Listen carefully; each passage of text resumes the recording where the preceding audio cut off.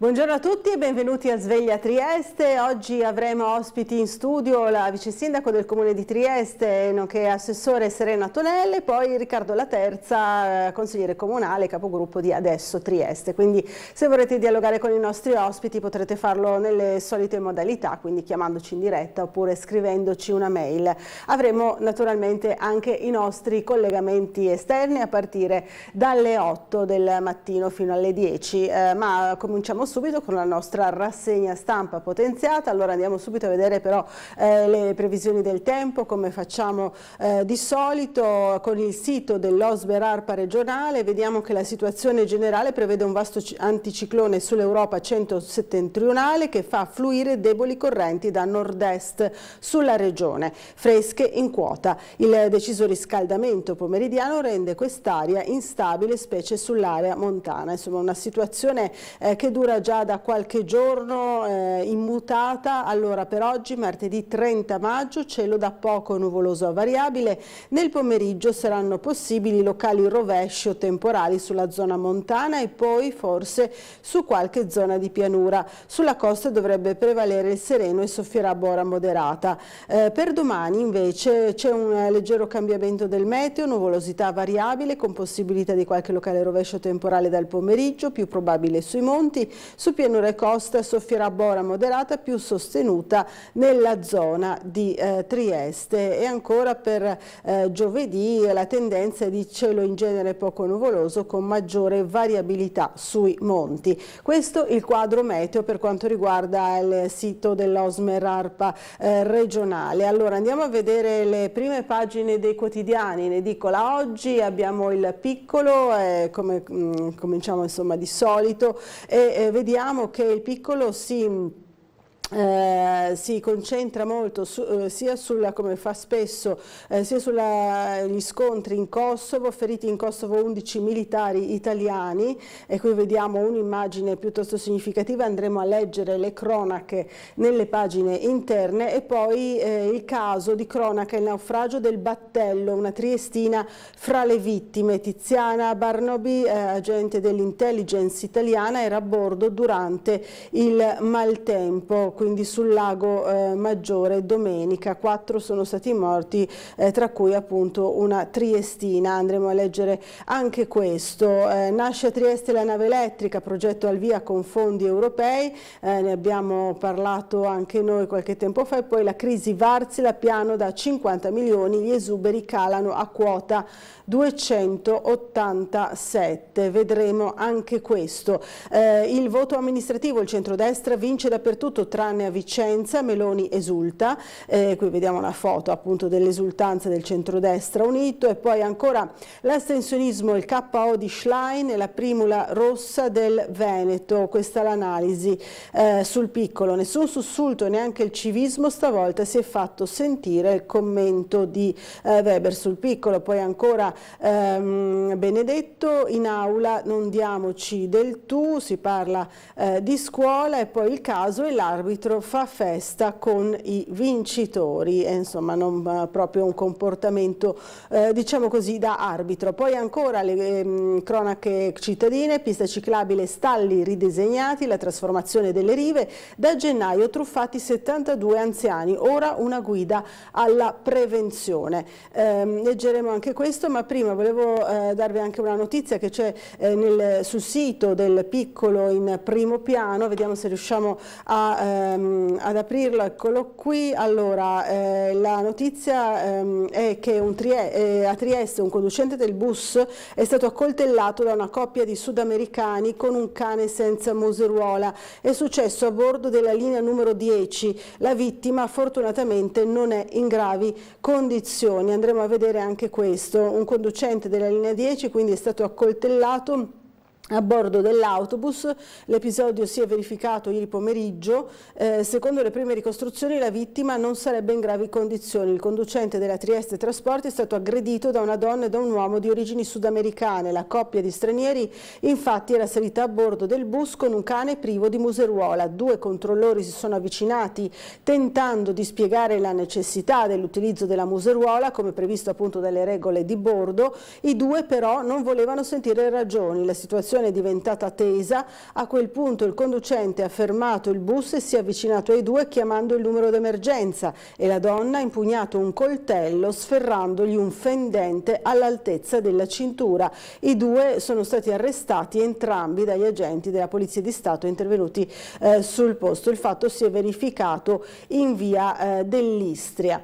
Allora andiamo a vedere questo, oltre a questo grave fatto di cronaca della nostra città, che poi magari approfondiremo anche nel corso della giornata, andiamo a vedere le altre prime pagine dei quotidiani in edicola quest'oggi. Qui siamo sulla Repubblica, il vento della destra, elezioni amministrative, Spagna il voto anticipato dopo il tracollo socialista che apre la strada ai popolari e Vox.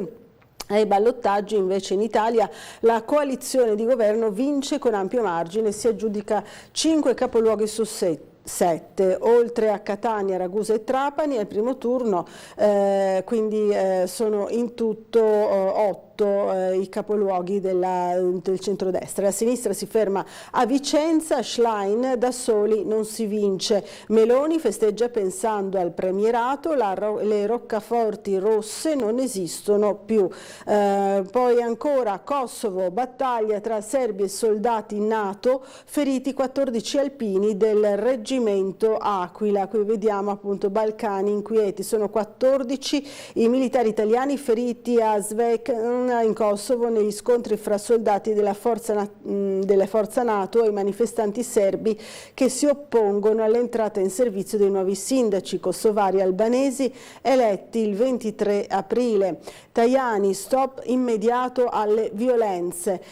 Qui c'è l'analisi, anche 20 anni di odio e patti traditi, da più di 20 anni l'Europa vede il Kosovo e Serbia camminare su un filo sospeso in una giornata di vento, è l'attacco dell'articolo. Vediamo la stampa. Meloni stravince al PD solo Vicenza, la Premier, il buon governo paga, Schlein da soli si perde, parla Tajani, centro decisivo. Anche qui Kosovo attacco agli italiani, Molotov dei militari serbi contro le forze NATO, 40 feriti, 14 sono nostri connazionali. Qui c'è tutta un'analisi del voto anche in Europa e altrove, quindi la Spagna, sconfitta socialista, si dimette Sanchez, Jiménez, Bartlet, no al folklore di Vox, e poi la Turchia, ma Erdogan trionfa tra brogli e violenza. Ancora la Francia, sono stato stupido a litigare con l'Islam, parla Michel Onfray sul numero speciale di Front Populaire. Allora, vediamo ancora Libero, Ciaone a Elli, con un titolo non proprio sobrio, ma comunque significativo di quello che è successo appunto per quanto riguarda i ballottaggi, centrodestra a valanga, PD travolto nei comuni, vince a Vicenza dove alla Schlein era stato detto non venire e lei scarica le colpe sul partito. Un'analisi simile la fa anche il Giornale, la Schlein rottama il PD, centrodestra valanga, comunali 10-4 per la coalizione di governo, flop Dem e 5 Stelle, Berlusconi e Salvini, grande soddisfazione, Meloni consenso tra gli italiani, Spagna la destra vince le elezioni, Sanchez come Elli. Ancora Kosovo, Molotov sui soldati NATO, 14 italiani feriti. Poi ancora vediamo il Fatto Quotidiano, Morituri te salutant, anche qui il titolo particolare, ballottaggi trionfano le destre, effetto Schlein a rovescio. 6-1 nei capoluoghi, il PD perde la Toscana e Ancona, a Brindisi giù 5 Stelle centrosinistra, pure la Sicilia a destra, ai Dem solo Vicenza ma con un sindaco lettiano. Questa è l'analisi che viene fatta appunto oggi sul Fatto Quotidiano. Qui siamo sul Corriere della Sera, vittoria netta del centrodestra, un titolo qui sì più sobrio ma comunque il risultato è sempre quello. appello. 5 ballottaggi su 7, strappate Ancona e Brindisi, Meloni dato storico, il PD prende Vicenza. A Catania Trantino di Fratelli d'Italia eletto al primo turno, Schlein convoca la segreteria, un errore correre da soli. Kosovo, Molotov sui soldati italiani, 14 feriti, gli sforzi diplomatici e una piaga aperta, si vede appunto qui sulla prima pagina del Corriere della Sera. Nel milanese, a 16 anni accoltella la prof per le note e un voto basso, aveva una pistola finta, minacce ai compagni. A 16 anni con un coltello da caccia ferisce l'insegnante di storia italiano che voleva interrogarlo, colpita 6 volte a un braccio, paura in una scuola di Abbiategrasso, un fatto gravissimo, ma non siamo negli Stati Uniti, parla il ministro Valditara, per fare un paragone insomma con quello che succede quasi quotidianamente nelle scuole d'oltreoceano. Di una coltellata abbiamo parlato anche noi nella nostra città, appunto con la coltellata che ha preso un autista della Trieste Trasporti nell'esercizio del suo lavoro da parte di una coppia di sudamericani che avevano un cane senza museruola. Ma andiamo ancora alle notizie appunto internazionali approfondite molto sul piccolo, come spesso fa, con grande attenzione naturalmente a tutta l'area balcanica. Scontri fra serbi e truppe della NATO, feriti in Kosovo 11 militari italiani, violenze del nord del paese dopo l'insediamento di sindaci di etnia albanese, spari e lanci di Molotov. Municipi trasformati in caserme, circondati da blindati e filo spinato, sorvegliati da forze speciali armate fino ai denti, inclusi i cecchini, e anche da soldati NATO. Dall'altra parte migliaia di serbi arrabbiati che osservano con sconcerto quelli che fino a qualche mese fa erano gli edifici sedi delle loro istituzioni, ora simbolo di quella che definiscono una vera occupazione contro cui opporsi. Gravi incidenti sono in questo quadro inevitabili, con feriti 11, anche 3 militari italiani della missione KFOR. Questa è la notizia. Su altri giornali abbiamo visto un numero un po' più alto di feriti italiani, 14, comunque insomma la sostanza non cambia. Allora ci spostiamo nella vicina Croazia, sulle seconde case, maxi aumento delle tasse in vista da Cittànova e Rovigno, sindaci pronti ad applicare le tariffe più alte ammesse dalla riforma fiscale. C'è questa preoccupazione nella vicina Croazia. Poi invece ci spostiamo sul Lago Maggiore, naufragio sul Lago Maggiore 007 Triestina, tra le vittime Tiziana Barnaby, 53 anni, faceva parte dell'intelligence italiana, morti anche un suo collega, un ex agente israeliano e la compagna dell'armatore. Il battello travolto da un'ondata di maltempo. Qui vediamo appunto il Lago Maggiore e anche i soccorsi prestati proprio appena accaduta la tragedia. Noi abbiamo realizzato un servizio su questo caso, rivediamolo insieme.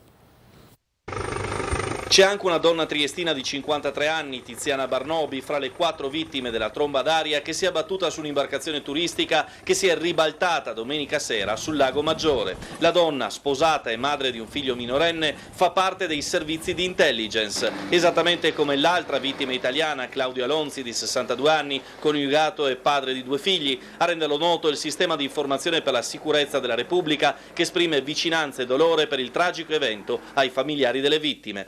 Entrambi gli agenti dell'intelligence erano a Lisanza per partecipare alla festa di compleanno di un componente della comitiva. Gli altri morti sono un cittadino israeliano di 54 anni e una donna di 50 di nazionalità russa, la moglie del capitano della barca. In tutto erano in 24 a bordo della houseboat. I superstiti sono stati soccorsi da altre barche, dai vigili del fuoco, o sono arrivati a terra a nuoto. Pare che a bordo vi fossero anche persone di altre nazionalità, inglesi e tedeschi, e che il capitano napoletano sia stato sorpreso dall'improvviso fortunale con annessa tromba d'aria che ha alzato onde inusuali per il lago e rovesciato la barca, che si è rapidamente inabissata, presumibilmente impedendo alle vittime di liberarsi dallo scafo stesso e risalire a galla. Il recupero dei corpi è avvenuto nel corso della notte grazie ai sommozzatori dei pompieri, alcuni di questi rinvenuti in profondità all'interno della houseboat. Approfondimenti in corso sul numero massimo di persone che avrebbero potuto salire a bordo in condizioni di sicurezza.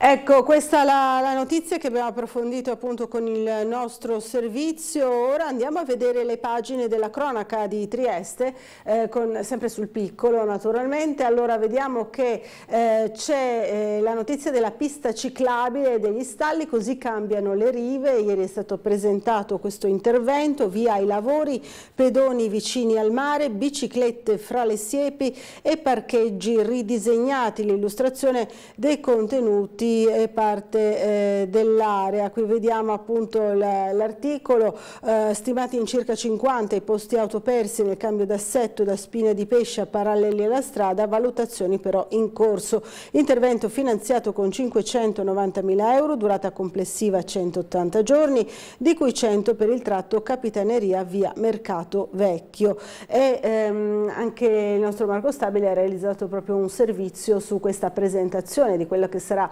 la futura nuova pista ciclabile sulle rive. Vediamo. Sono iniziati questa mattina i lavori per la pista ciclabile sul waterfront triestino con la nuova dislocazione dei parcheggi sulle rive. Un appalto affidato alla ditta Mari e Mazzaroli di 590.000 euro. L'itinerario interessato dal progetto parte dalla stazione, si sviluppa lungo le rive cittadine per arrivare sino al semaforo tra via Giulio Cesare, Passeggio Sant'Andrea e via Campo Marzio, dove si connetta all'attuale pista ciclabile Campo Marzio Orlandini per poi collegarsi alla Cottour. Durata dei lavori complessiva 6 mesi, ma l'obiettivo è concludere la porzione di opere sulle rive entro fine settembre per lasciare poi campo libero al villaggio Barcolana. In questi giorni, da oggi, c'è l'avvio dei lavori che consentiranno una nuova pista ciclabile lungo il camminamento interno delle rive, è una pista ciclabile protetta, peraltro inserita tra le aiuole che già fanno parte del nostro arredo urbano. Ci sarà una modifica nella realizzazione dei parcheggi, nella definizione degli stalli, che consentirà comunque di mantenere uno stesso numero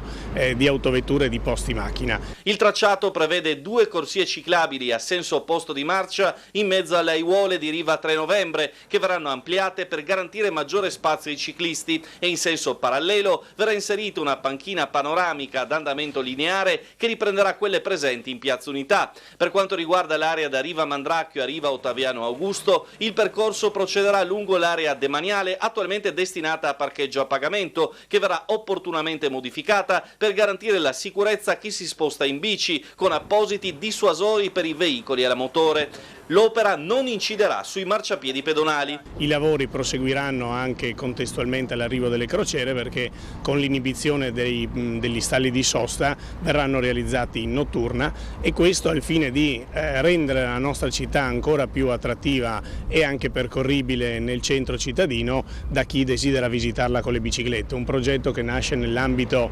di programmi per unire sedi universitarie, ecco perché si dipana questo percorso fin verso ovviamente la zona del Lazzaretto Vecchio, e dove ci sono le sedi universitarie. Ecco, questa è la notizia che poi viene commentata anche dalle opposizioni in Consiglio Comunale, lo vediamo qui sul piccolo, da PD adesso Trieste e FIAB, che non fa parte appunto dell'opposizione, ma è un'associazione che si occupa proprio di ciclismo cittadino. Allora, un ok tiepido per la convivenza con le auto. Il Dem Barbo, ad esempio, dice intervento a metà, manca una strategia di insieme, un giudizio positivo sull'intenzione del Comune di intervenire sulla ciclabilità urbana con la realizzazione di nuovi percorsi, ma al contempo molto scetticismo riguardo la modalità e preoccupazione per la scarsa visione programmatica della Giunta. Sono riassumibili in questi termini gli umori delle forze d'opposizione davanti all'opera di restyling delle rive avviata ieri dal Comune. Poi ne chiederemo conto anche al capogruppo di Adesso Trieste, Riccardo Laterza, che sarà ospite nostro nostro qui dalle 9 alle 10, mentre prima vi ricordo ci sarà la vice sindaco Serena Tonel. Allora andiamo a vedere altre notizie sempre sul piccolo. Ultimato il restyling dei Topolini, 3 le terrazze ripavimentate, ritinteggiati gli spazi spogliatoi aperti al pubblico, le docce e i bagni. Quindi qui c'è stata anche la presentazione dell'intervento ai Topolini proprio ieri, 3 rimessi a nuovo con il rifacimento della pavimentazione e tutti e 10 sistemati per consentire l'utilizzo in sicurezza nella stagione estiva. I 10 Topolini di Barcola sono pronti ad accogliere i tanti bagnanti che li affolleranno da qui a fine estate. Sono terminati il mese scorso, in linea con i tempi previsti, gli interventi di manutenzione ordinaria e straordinaria per la sistemazione delle terrazze e la messa in sicurezza delle strutture dei Topolini di Barcola, che ieri noi abbiamo visitato proprio in occasione di questa presentazione. Rivediamo insieme il servizio. Missione compiuta entro fine maggio, è stato completato l'intervento di ripavimentazione delle ultime 3 terrazze dei Topolini di Barcola, oggi non particolarmente affollate in una mattinata di Borino, e la manutenzione ordinaria che permette la fruizione delle aree sottostanti con spogliatoi, docce e servizi igienici già pienamente operativi. Noi lavoriamo ogni anno e cominciamo in primavera per avviare la stagione estiva dei nostri stabilimenti balneari, quindi Topolini e Pedocine. E oggi siamo ai Topolini per presentare i lavori che abbiamo fatto, lavori sia di manutenzione straordinaria che hanno riguardato le 3 terrazze, quindi ripavimentazione e sistemazione di queste terrazze che ormai erano in uno stato disastroso, ma anche messa in sicurezza dei Topolini stessi che erano ammaliorati dovuti ovviamente a intemperie e al tempo. Intervento da 100.000 euro. Manutenzione straordinaria, a cui si aggiunge ovviamente anche la manutenzione ordinaria, quella in global service, che è tutta quella manutenzione che viene fatta ai bagni, spogliatoi, docce, scalette per avviare la stagione estiva in sicurezza. Si tratta di un intervento ponte verso la ristrutturazione definitiva degli storici stabilimenti nostrani, che riguarderà a fine stagione anche i solai, la soletta di calpestio della passeggiata a mare, le sedute a mare e i pilastri perimetrali e interni. Insomma, tutti gli interventi possibili per la messa in sicurezza sono già stati realizzati per permettere l'accessibilità a triestini e turisti in questa stagione balneare. Un intervento più profondo partirà a fine autunno. Allora, torniamo per un po' sui quotidiani nazionali, torniamo sul Corriere della Sera per vedere quali sono le notizie, per darvi conto ancora del ballottaggio, dei ballottaggi che ci sono stati nelle giornate di domenica a lunedì. Allora andiamo a vedere il bilancio delle elezioni in Italia. Possiamo vedere appunto il giornale: dominio del centrodestra, il PD prende solo Vicenza. Questo è il titolo principale. Dopo il ballottaggio 9 capoluoghi su 13 alla coalizione di governo, la Premier, vittoria storica, non esistono più roccaforti, un risultato che va letto con lenti anche europee. E la nota di Massimo Franco sul quotidiano, sul Corriere della Sera. Qui vediamo la consueta cartina dell'Italia con tutti i sindaci neoeletti, risultati poi usciti dal ballottaggio, ma anche quelli che erano stati eletti ad esempio al primo turno. Meloni marca la distanza, l'effetto Schlein non c'è, è una sfida mai partita. Questo è il commento, il risultato delle elezioni. C'è anche naturalmente la reazione di Schlein, lo psicodramma al Nazareno, una disfatta, era prevedibile. E ancora qui vediamo un avvocato espugna il Fortino Rosso, ora vado ad Arcore, dice il neosindaco di Ancona. Possa mai la vittoria senza leader in città, una cosa incredibile, invece il caso particolare di Vicenza. Il bis di Conti tiene Pisa a destra, da qui prenderemo la regione. Questo succede in Toscana. Andiamo a vedere ancora, sempre per quanto riguarda il Corriere e le amministrative: Catania, trionfa Trantino, crolla l'asse PD 5 Stelle, Siracusa va al ballottaggio. Questa è l'analisi del voto per quanto riguarda i comuni italiani. Allora, ora ci colleghiamo con la sala operativa della Polizia locale per vedere qual è la situazione del traffico in città. Buongiorno, chi è in linea con noi? Sì, buongiorno De Grassi. Buongiorno commissario De Grassi, allora qual è la situazione e quali sono le segnalazioni? Ma diciamo non abbiamo granché oggi, fortunatamente la notte è trascorsa per quanto ci riguarda tranquillamente, solamente interventi di routine da parte delle nostre pattuglie.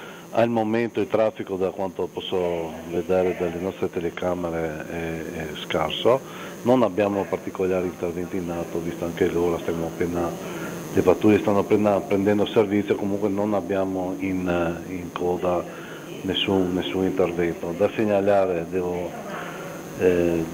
solamente abbiamo in nota i lavori di asfaltatura sulla via Pararolio, perciò attenzione, è una via, sembra di no, ma comunque abbastanza importante perché collega la strada del Friuli all'abitato di Barcola, se qualcuno non si ricorda bene quale fosse. Per il resto, ripeto, al momento non abbiamo niente di particolare in nota, non c'è niente al momento, ci riserviamo di chiamarvi se dovesse accadere qualcosa di eclatante. Va bene, allora la ringraziamo, le auguriamo un buon lavoro, una buona giornata sia a lei che ai suoi colleghi. Grazie, parimenti anche a voi tutti. Grazie, grazie. Noi andiamo avanti ancora per un po', sempre sui giornali nazionali, sempre sul Corriere della Sera, andiamo a vedere il caso di cronaca. A 16 anni accoltella la prof in aula, i compagni temevamo di morire, è successo da Abbiategrasso, il ragazzo aveva anche una pistola finta, doveva essere interrogato poco dopo, davvero un caso particolare questo di Abbiategrasso. Poi ancora, sempre per la cronaca, la vittima sotto shock è stato lui, non me l'aspettavo, poi la corsa all'ospedale, il marito ha pensato a un oggetto caduto dall'alto ma ha capito, questa è la testimonianza. Ancora l'aggressore, le 6 note disciplinari, il voto 2 nella verifica, il padre non sapevo nulla. Viene analizzato appunto questo caso di accoltellamento da parte di uno studente a una professoressa. Primo piano, violenza a scuola, il Covid ha incrinato le relazioni, dati allarmanti ma non siamo gli USA. Val di Tara, il ministro dice negli ultimi 3 mesi 40 docenti aggrediti, serve lo psicologo a scuola. Questa è la richiesta del ministro in questa intervista del Corriere della Sera. Qui vediamo ancora l'altra notizia importante che campeggiava un po' in tutte le prime pagine dei quotidiani che abbiamo visto prima, la protesta dei serbi, incendi al Kosovo, Molotov sulle forze NATO, 14 alpini italiani feriti. Il pugno duro albanese ha scatenato la piazza slava, duri scontri con la KFOR, Belgrado allerta l'esercito. Qui ci sono anche le domande e risposte consuete del Corriere, come sono nate le violenze, quali segnali c'erano da giorni, come si è arrivati appunto agli scontri di ieri. La crisi nei comuni del nord del Kosovo è iniziata ad aprile, il 23 si è votato per eleggere nuovi sindaci, ma i cittadini serbi, nel paese 120.000 su 1,8 milioni, nella zona non in minoranza, hanno boicottato il voto, sostenuti da Belgrado. L'affluenza è stata molto bassa, 3,47%, e ha portato all'elezione di 4 sindaci di etnia albanese, che però i serbi della regione considerano illegittimi. Molti impiegati e funzionari pubblici serbi della zona si erano già dimessi in massa lo scorso autunno. Nelle proteste che ne erano seguite, uno di questi era morto, quindi c'erano anche delle avvisaglie di questi possibili scontri in quello che sta succedendo in quel paese nell'ultimo periodo. L'Italia protesta, inaccettabile, il comandante noi imparziali, questo è il caso visto da Roma. Ancora invece ci spostiamo in Spagna, Sanchez sconfitto, prova l'azzardo, Spagna al voto con 5 mesi d'anticipo. Il leader socialista vuole bloccare l'alleanza popolari estrema destra, elezioni quindi il 23 luglio, questa è la sua mossa dopo i risultati elettorali anche in Spagna favorevoli al centrodestra, con molte città anche importanti appunto appannaggio proprio di sindaci del centrodestra. Kiev, nuova pioggia di missili russi, colpito aeroporto militare, diverse città bersagliate in pieno giorno, gli ucraini contraerea efficace. Mosca vuole arrestare il senatore USA Graham, qui c'è la polemica, Mosca ha spiegato un mandato d'arresto contro il senatore statunitense dopo che in un video girato venerdì e diffuso dall'ufficio di Zelensky ha pronunciato davanti al presidente queste parole: i russi stanno morendo, e in un altro momento dell'incontro: sono i migliori soldi che abbiamo mai speso. Graham ha rilanciato: questo mandato del governo corrotto e immorale di Putin è un onore.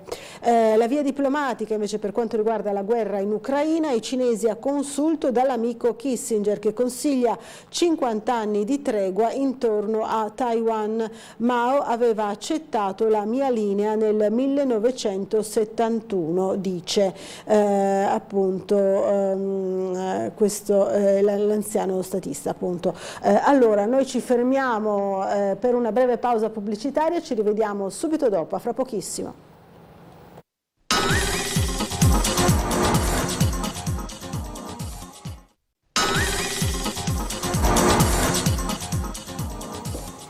Rieccoci in diretta, allora riprendiamo con la nostra rassegna stampa, ma vedo che c'è già una telefonata in arrivo, no, credo di no, allora è caduta la linea. Allora andiamo a vedere le notizie della cronaca cittadina, torniamo sul caso dell'accoltellamento di un autista della Trieste Trasporti a bordo della linea 10 da parte di una coppia che aveva un cane senza museruola. Ne abbiamo già parlato prima leggendo il sito del Piccolo, ora vediamo proprio la pagina dedicata a questa notizia di cronaca, appunto scritta da Giampaolo Sarti in queste pagine. Dunque poteva andare peggio, molto peggio, perché grazie alla cintura dei pantaloni il conducente della Trieste Trasporti, accoltellato ieri sera da una giovane donna su un autobus della linea 10, si è salvato uscendone indenne. Il cuoio ha fermato il fendente prima che la lama potesse ferire l'autista con esiti drammatici. Resta però lo shock naturalmente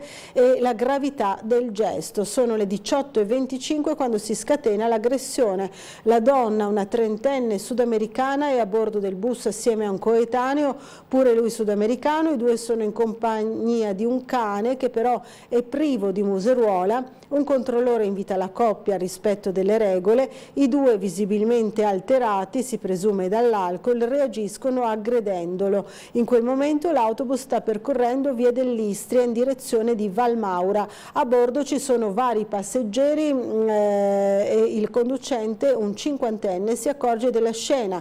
Per evitare la situazione, che la situazione degeneri, blocca il mezzo, esce dalla cabina di guida, si avvicina per riportare la calma, ma i due trentenni, scusate, non si fermano. C'è il rischio che qualcuno possa farsi male, a cominciare dal collega controllore. Allora l'autista prende il telefono, si volta un istante e chiama il 112. La donna ne approfitta, sfila un coltello e lo pianta sul fianco dell'autista, ma infilza la cintura. Fortunatamente, strappandogli i pantaloni, il conducente, preso alla sprovvista, si schermisce, ma l'altro si scaglia su di lui afferrandolo per la barba. In pochi minuti arriva sul posto la polizia, che arresta la coppia portandola in questura. L'autista per fortuna sta bene. Come dicevamo, appunto, la cintura gli ha salvato la vita. La Trieste Trasporti in serata ha preso posizione sullo sconcertante episodio. A nome dell'azienda e mio personale, dichiara il presidente Maurizio Marzi, tengo a esprimere solidarietà e vicinanza al conducente e all'agente verificatore e a ringraziarli per la professionalità mostrata in una situazione che avrebbe potuto avere conseguenze gravi, evitate anche grazie al pronto intervento della polizia.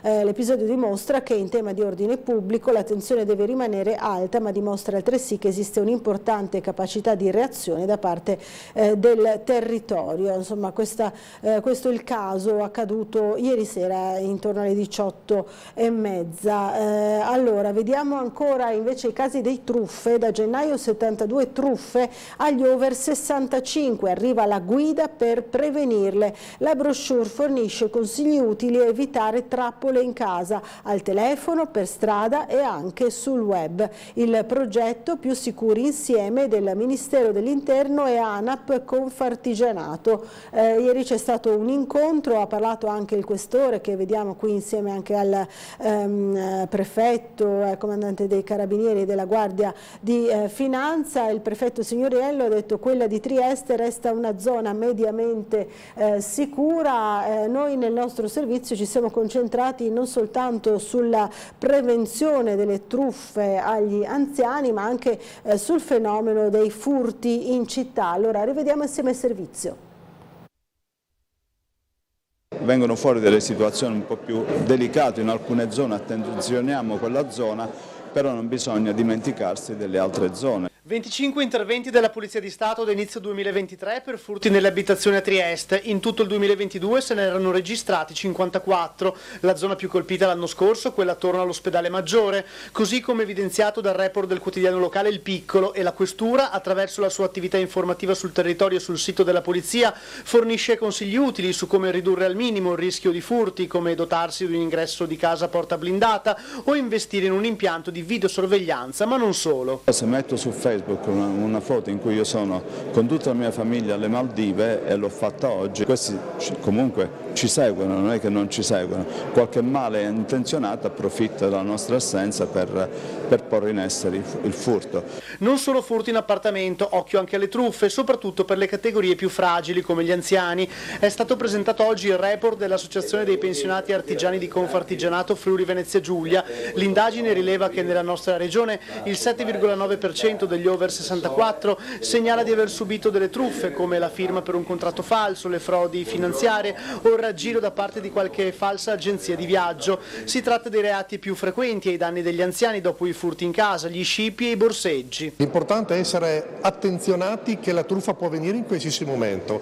Ci raccontava il questore prima che avvengono anche in età giovanile, quindi contrariamente a quello che pensiamo che il destinatario della truffa sia esclusivamente la persona anziana, questo non è vero. Quindi è corretto avere tutti una giusta sensibilizzazione e questi momenti servono. Non aprire la porta a sedicenti funzionari o pagare bollette e servizi pubblici senza averne avuto preventiva comunicazione, mai fornire dati personali a individui conosciuti online. Questi alcuni consigli utili alle persone più anziane, non solo, per evitare di essere raggirati. La rete che ci deve essere non è solo quella dei familiari, ma anche dei vicini di casa. Il controllo di vicinato, chiamiamolo così, è fondamentale, perché sapere che una persona è da sola e ogni tanto interessarsi del vicino di casa, anche se si conosce poco, può essere di grandissimo aiuto. Allora, questo è il fenomeno appunto delle truffe, non solo appunto alle persone anziane, ma magari anche a quelle più sole.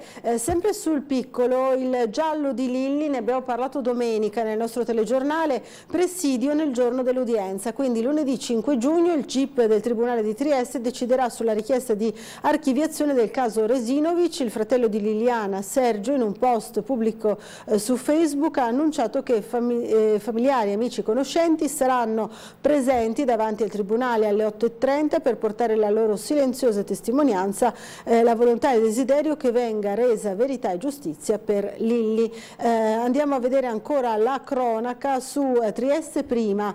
Sorpreso con droga e coltello, tenta la fuga buttandosi in mare. Il giovane, un tunisino classe 2006, è stato beccato nei pressi del secondo Topolino a Barcola ed è stato denunciato. Un giovane nordafricano, è successo qualche giorno fa. Allora rivediamo il nostro servizio.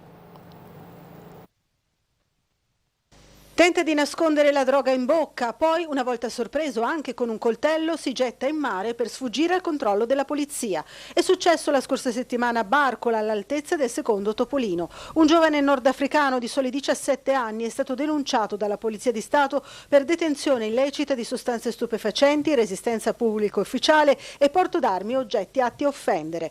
Gli agenti, durante un servizio antidroga, hanno controllato 3 giovani che si aggiravano nei pressi del secondo Topolino con fare sospetto. sospetto. Uno dei tre ha cercato di nascondere qualcosa in bocca, ma una volta sorpreso ha consegnato volontariamente 3 involucri contenenti eroina, come è stato appurato più tardi grazie alla polizia scientifica. Perquisito, il ragazzo è stato poi trovato in possesso di un coltello a serramanico con lama di 8 centimetri. A quel punto, riferiscono gli agenti, il giovane ha iniziato ad avere una serie di comportamenti ostili e si è gettato in mare, ma si sono tuffati subito anche i poliziotti che lo hanno in breve recuperato e accompagnato in questura. Il materiale rinvenuto, tra cui oltre 3 grammi di eroina, è stato posto sotto sequestro e messo a disposizione dell'autorità giudiziaria. Parliamo ora della Wärtsilä, sempre sul piccolo. Wärtsilä mette sul tavolo 50 milioni in 3 anni, esuberi giù a quota 287, illustrato il piano per le attività che il gruppo intende mantenere in Italia. Cauti, regione e sindacati, Confindustria, non abbiamo visione su quanto accadrà dopo, quindi gli esuberi rispetto a quando è esploso il caso Wärtsilä sono ulteriormente in calo e vengono confermati 50 milioni di euro di investimento del piano industriale con 810 persone occupate per le attività che la multinazionale finlandese intende mantenere a Trieste e nelle sue altre basi italiane di Genova, Napoli e Taranto. Ma a sentire regione e sindacato mancano anche garanzie sul periodo successivo a un programma che al momento è solo triennale. Nel Palazzo di Piazza Unità, azienda, amministrazioni regionali, Ministero delle Imprese, del Made in Italy, Confindustria e anche organizzazioni sindacali, naturalmente, nazionali e territoriali, si sono incontrati per 3 ore sul tema che riguarda ciò che si potrà continuare a fare anche dopo la sospensione dell'attività produttiva nello stabilimento di Bagnoli della Rosandra. Si parla dunque del service, la parte dedicata a riparazioni e manutenzioni, che nel piano illustrato ieri si traduce nell'impegno verso motori green con tanto di modifica degli esistenti e il loro adeguamento a carburanti come metanolo e ammoniaco. La società punta in particolare al retrofit con impiego di metanolo per motori V46F e per testare la conversione dei grandi motori a 2 tempi. Nello specifico dell'investimento, da 50 milioni, 40 verranno indirizzati allo sviluppo e 10 all'acquisizione di strumenti per migliorare la capacità di test dei motori a 2 e 4 tempi. Insomma, di questo si è parlato ieri all'interno di questo importante incontro. La UILM dice risposte parziali, la FIM, sono i sindacati dei metalmeccanici, dice mancano ancora i dati economici, e la FIOM interrogativi aperti sul futuro, mentre l'assessore Bini dice a disposizione dati aggregati, indicazione troppo embrionale per chiarire tutti gli interrogativi. C'è anche l'intervento di Alessia Rosolen, dice è difficile in una vertenza come questa parlare di soddisfazione, ma l'incontro di oggi in un clima franco ma disteso potrebbe aver aperto una strada di confronto vero che, fermi restando i necessari approfondimenti e le inevitabili riserve, permetterebbe un percorso meno conflittuale di quello vissuto sino ad oggi. Queste parole fanno capire tutta la difficoltà proprio del percorso che quasi ormai da un anno a questa parte si sta svolgendo per quanto riguarda il futuro della Wärtsilä. Michelangelo Agrusti della Confindustria, presidente di Confindustria Alto Adriatico, dice i 50 milioni di investimenti non sono né tanti né pochi, dipende dalle linee strategiche della corporate. Questo l'intervento quindi di Michelangelo Agrusti.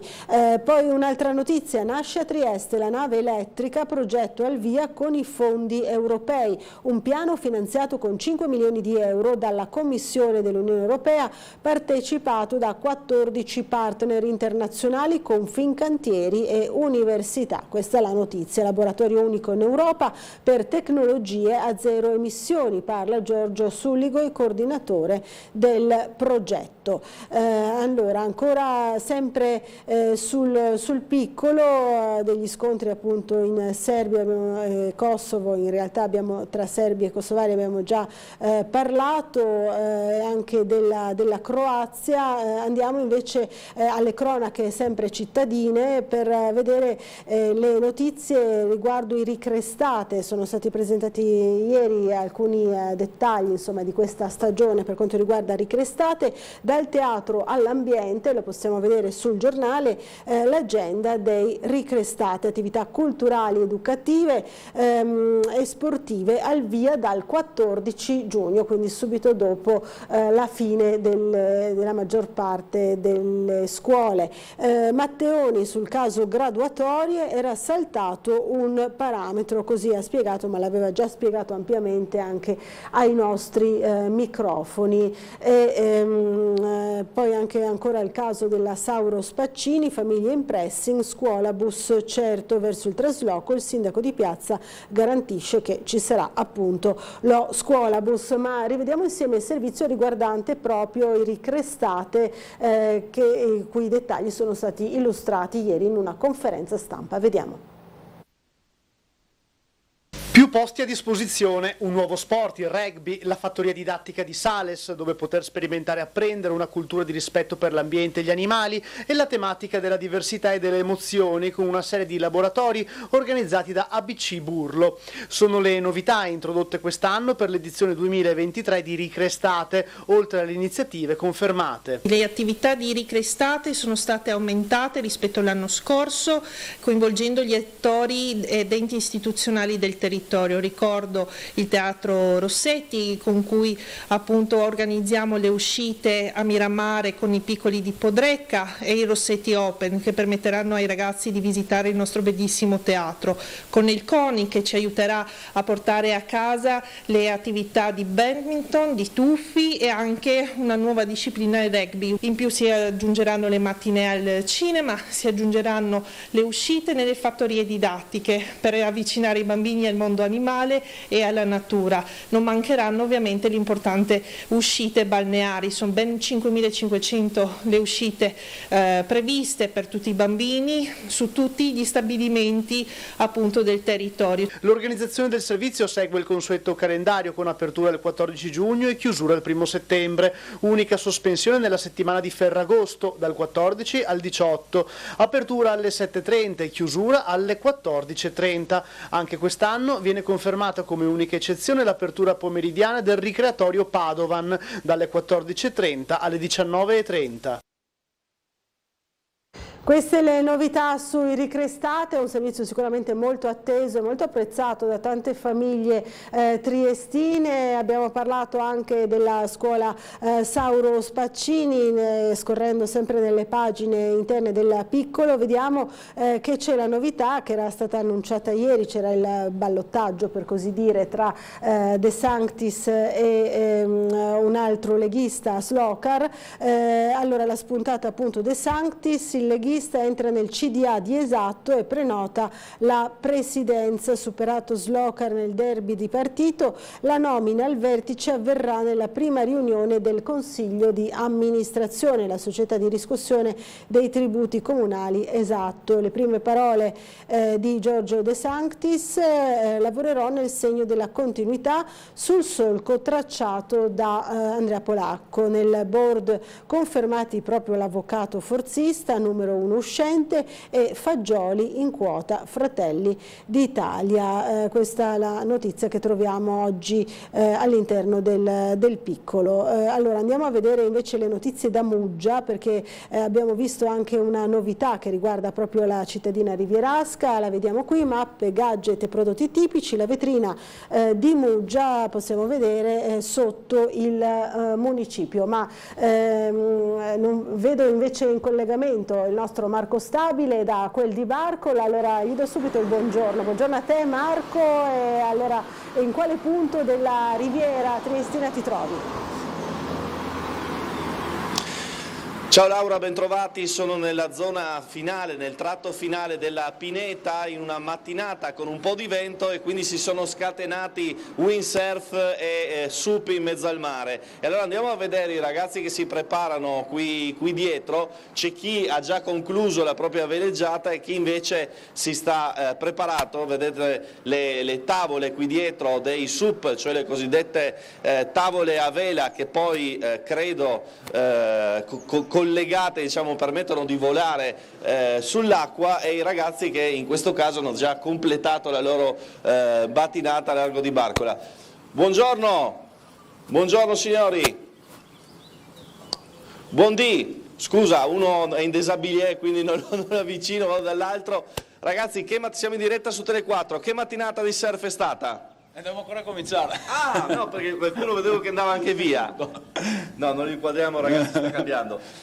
Ascolta, è una bellezza il fatto di poter scendere da casa e insomma fare windsurf così vicino, diciamo. Voi siete di Trieste? Sì, siamo di Trieste, sì. Bellissimo, sport bellissimo, bisogna andare in acqua.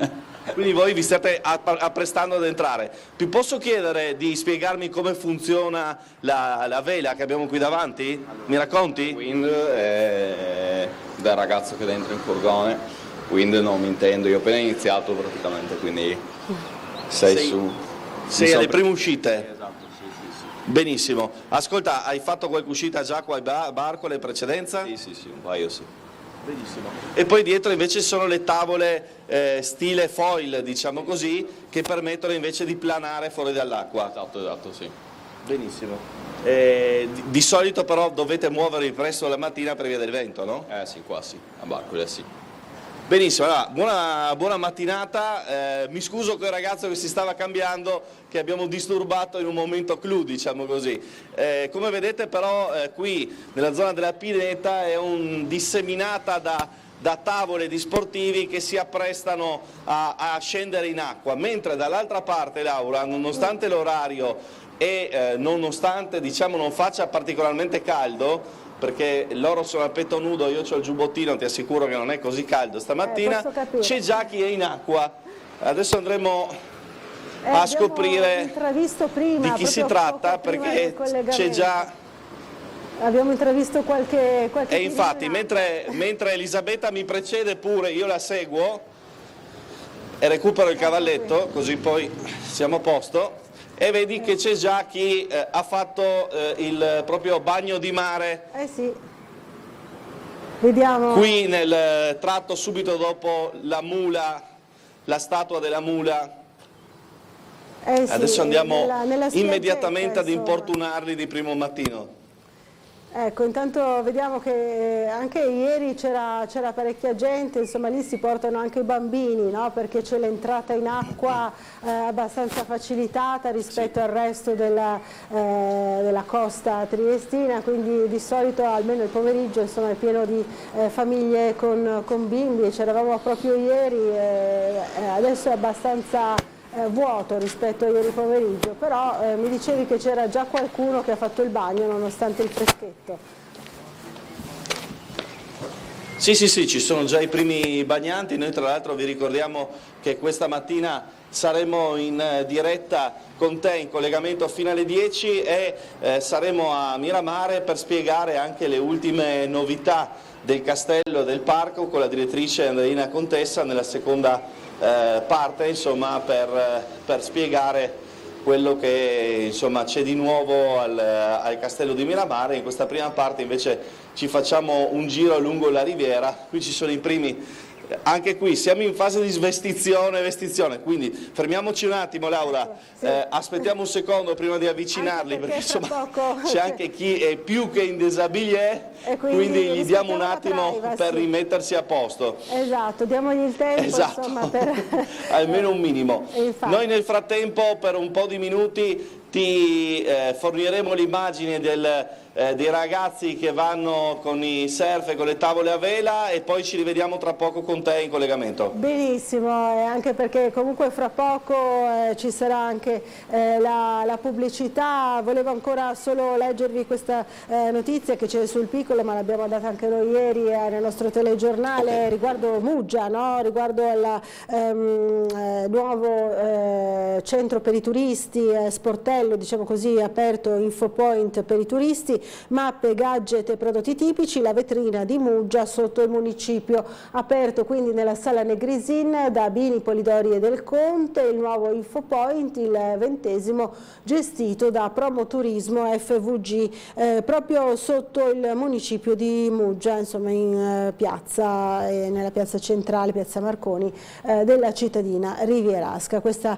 è la novità. Allora abbiamo ancora un minutino per vedere invece le notizie nazionali. Si parla ancora tanto di PNRR, stretta sulla Corte dei Conti, magistrati e opposizione all'attacco, le norme allo studio per velocizzare i progetti, il ministro Fitto incontra 8 governatori, questa è la notizia sul Corriere della Sera, e poi anche la notizia di Papa Francesco che premia Mattarella, un maestro di responsabilità, l'onorificenza dedicata a Paolo VI, il capo dello Stato dice devolverò tutto all'Emilia Romagna, quindi il valore materiale, economico di questo premio andrà agli sfollati dell'Emilia Romagna. Denuncia i vigili per tortura, manganellate contro di me perché sono transessuale, parla la persona appunto picchiata da alcuni agenti della polizia locale di Milano. Il pestaggio era stato filmato, la legale dice è psicologicamente devastata.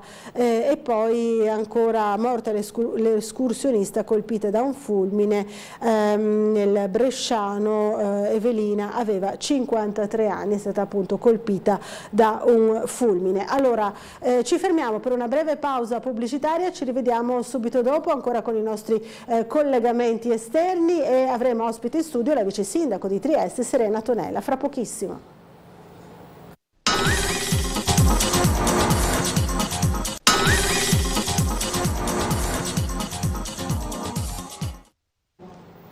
Bentornati a Sveglia Trieste. Allora siamo in compagnia, salutiamo subito il vice sindaco di Trieste, assessore al commercio, all'economia, Serena Tonella. Buongiorno e benvenuta. Grazie di essere qui. Siamo sempre in collegamento con il nostro Marco Stabile, con il quale fra un po' ci torneremo proprio a collegare, ma vediamo intanto le belle immagini dei surfisti che abbiamo sentito prima nell'intervista in quel di Barcola, che sono all'opera appunto per così svolgere il loro sport che li appassiona. Allora, assessore Tonella, tanti sono gli argomenti, ne stavamo parlando adesso fuori onda, sia appunto di diretta competenza, poi parleremo anche del distretto del commercio, ma visto che ci troviamo sul lungomare di Barcola, comincerei proprio con il grande sviluppo anche del turismo, no? Perché poi il nostro Marco Stabile andrà verso Miramare e tutte le conseguenze che sta avendo, no? Poi sul tessuto anche economico della nostra città, sta dando molti risultati molto buoni per le attività in generale. Sicuramente un grande impatto che è visibile ai più, vediamo tantissime persone che con mappe e valigie in tutta la città, a significare che gli investimenti che sono stati fatti negli ultimi anni per promuovere l'immagine della città assieme a quella della Regione, naturalmente il ringraziamento va alla Regione e a Promoturismo in particolare, ma anche al lavoro di tutti gli operatori, evidentemente sta dando i suoi frutti. Trieste è una città molto interessante da scoprire, molto interessante da vivere ed evidentemente viene riconosciuto. Al di là di quella che è la presenza dei passeggeri, delle navi da crociera, vediamo che comunque ci sono dei flussi turistici interessati a vari settori e aspetti della nostra città, per esempio il turismo culturale ma anche il turismo teatrale, poi magari ne parleremo, certo.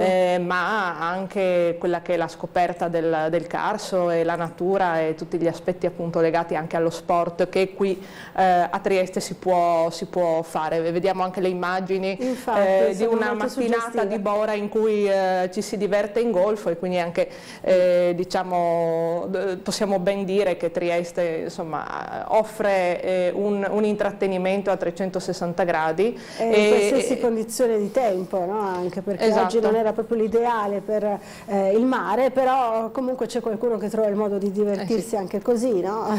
E lasciatemi dire che a mio avviso c'è ancora margine di potenzialità e di possibile sviluppo, quindi l'appello naturalmente è anche a tutti gli operatori di essere sempre attivi e attenti a quelle che sono anche le innovazioni nel campo dell'offerta turistica e del miglioramento dei servizi, perché evidentemente è un settore che ripaga e inoltre ha un indotto molto, molto importante, perché fa da traino un po' a quella che è tutta l'economia del commercio, del terziario, ma posso pensare anche al turismo congressuale, quindi tutte le attività che si svolgono all'interno del centro congressi in Porto Vecchio, quindi un indotto anche sul settore delle esposizioni e sul settore fieristico non di poco conto. Nel 2024 avremo tantissimi eventi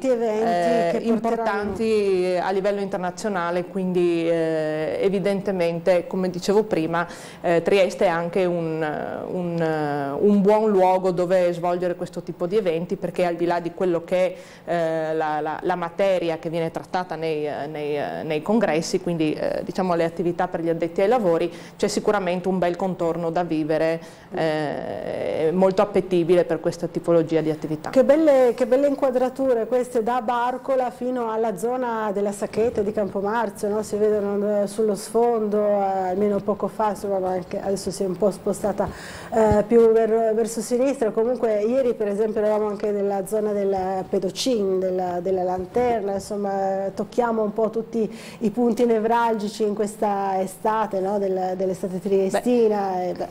Trieste è anche molto fotogenica, sappiamo che da anni ormai è un set molto amato dai registi per le produzioni cinematografiche e non arrivano qui a caso, sicuramente grazie anche al lavoro della FVG Film Commission, ma anche perché effettivamente ha una luce particolare e dei set molto interessanti anche per i registi e per le produzioni cinematografiche anche a livello internazionale. Allora, ci sono anche delle mail, poi parliamo anche, mi ha incuriosito, ha detto turismo legato ai teatri, no? È anche assessore ai teatri naturalmente della città di Trieste e fra poco arriva il Fantasma dell'Opera, quindi è qualcosa di importante. Volevo solo leggerle velocemente un paio di segnalazioni che arrivano dai nostri telespettatori. Buongiorno Sveglia Trieste, dice Nevio, di nuovo i partiti e associazioni private sono stati sconfitti nelle elezioni, oltre il 50% dei cittadini ha preferito non andare a votare, pertanto i vincitori hanno poco da festeggiare, dice la vittoria, e i vinti si facciano un esame, però insomma commentava così i ballottaggi, no? Un risultato piuttosto netto a favore del centrodestra in Italia, in tanti comuni italiani.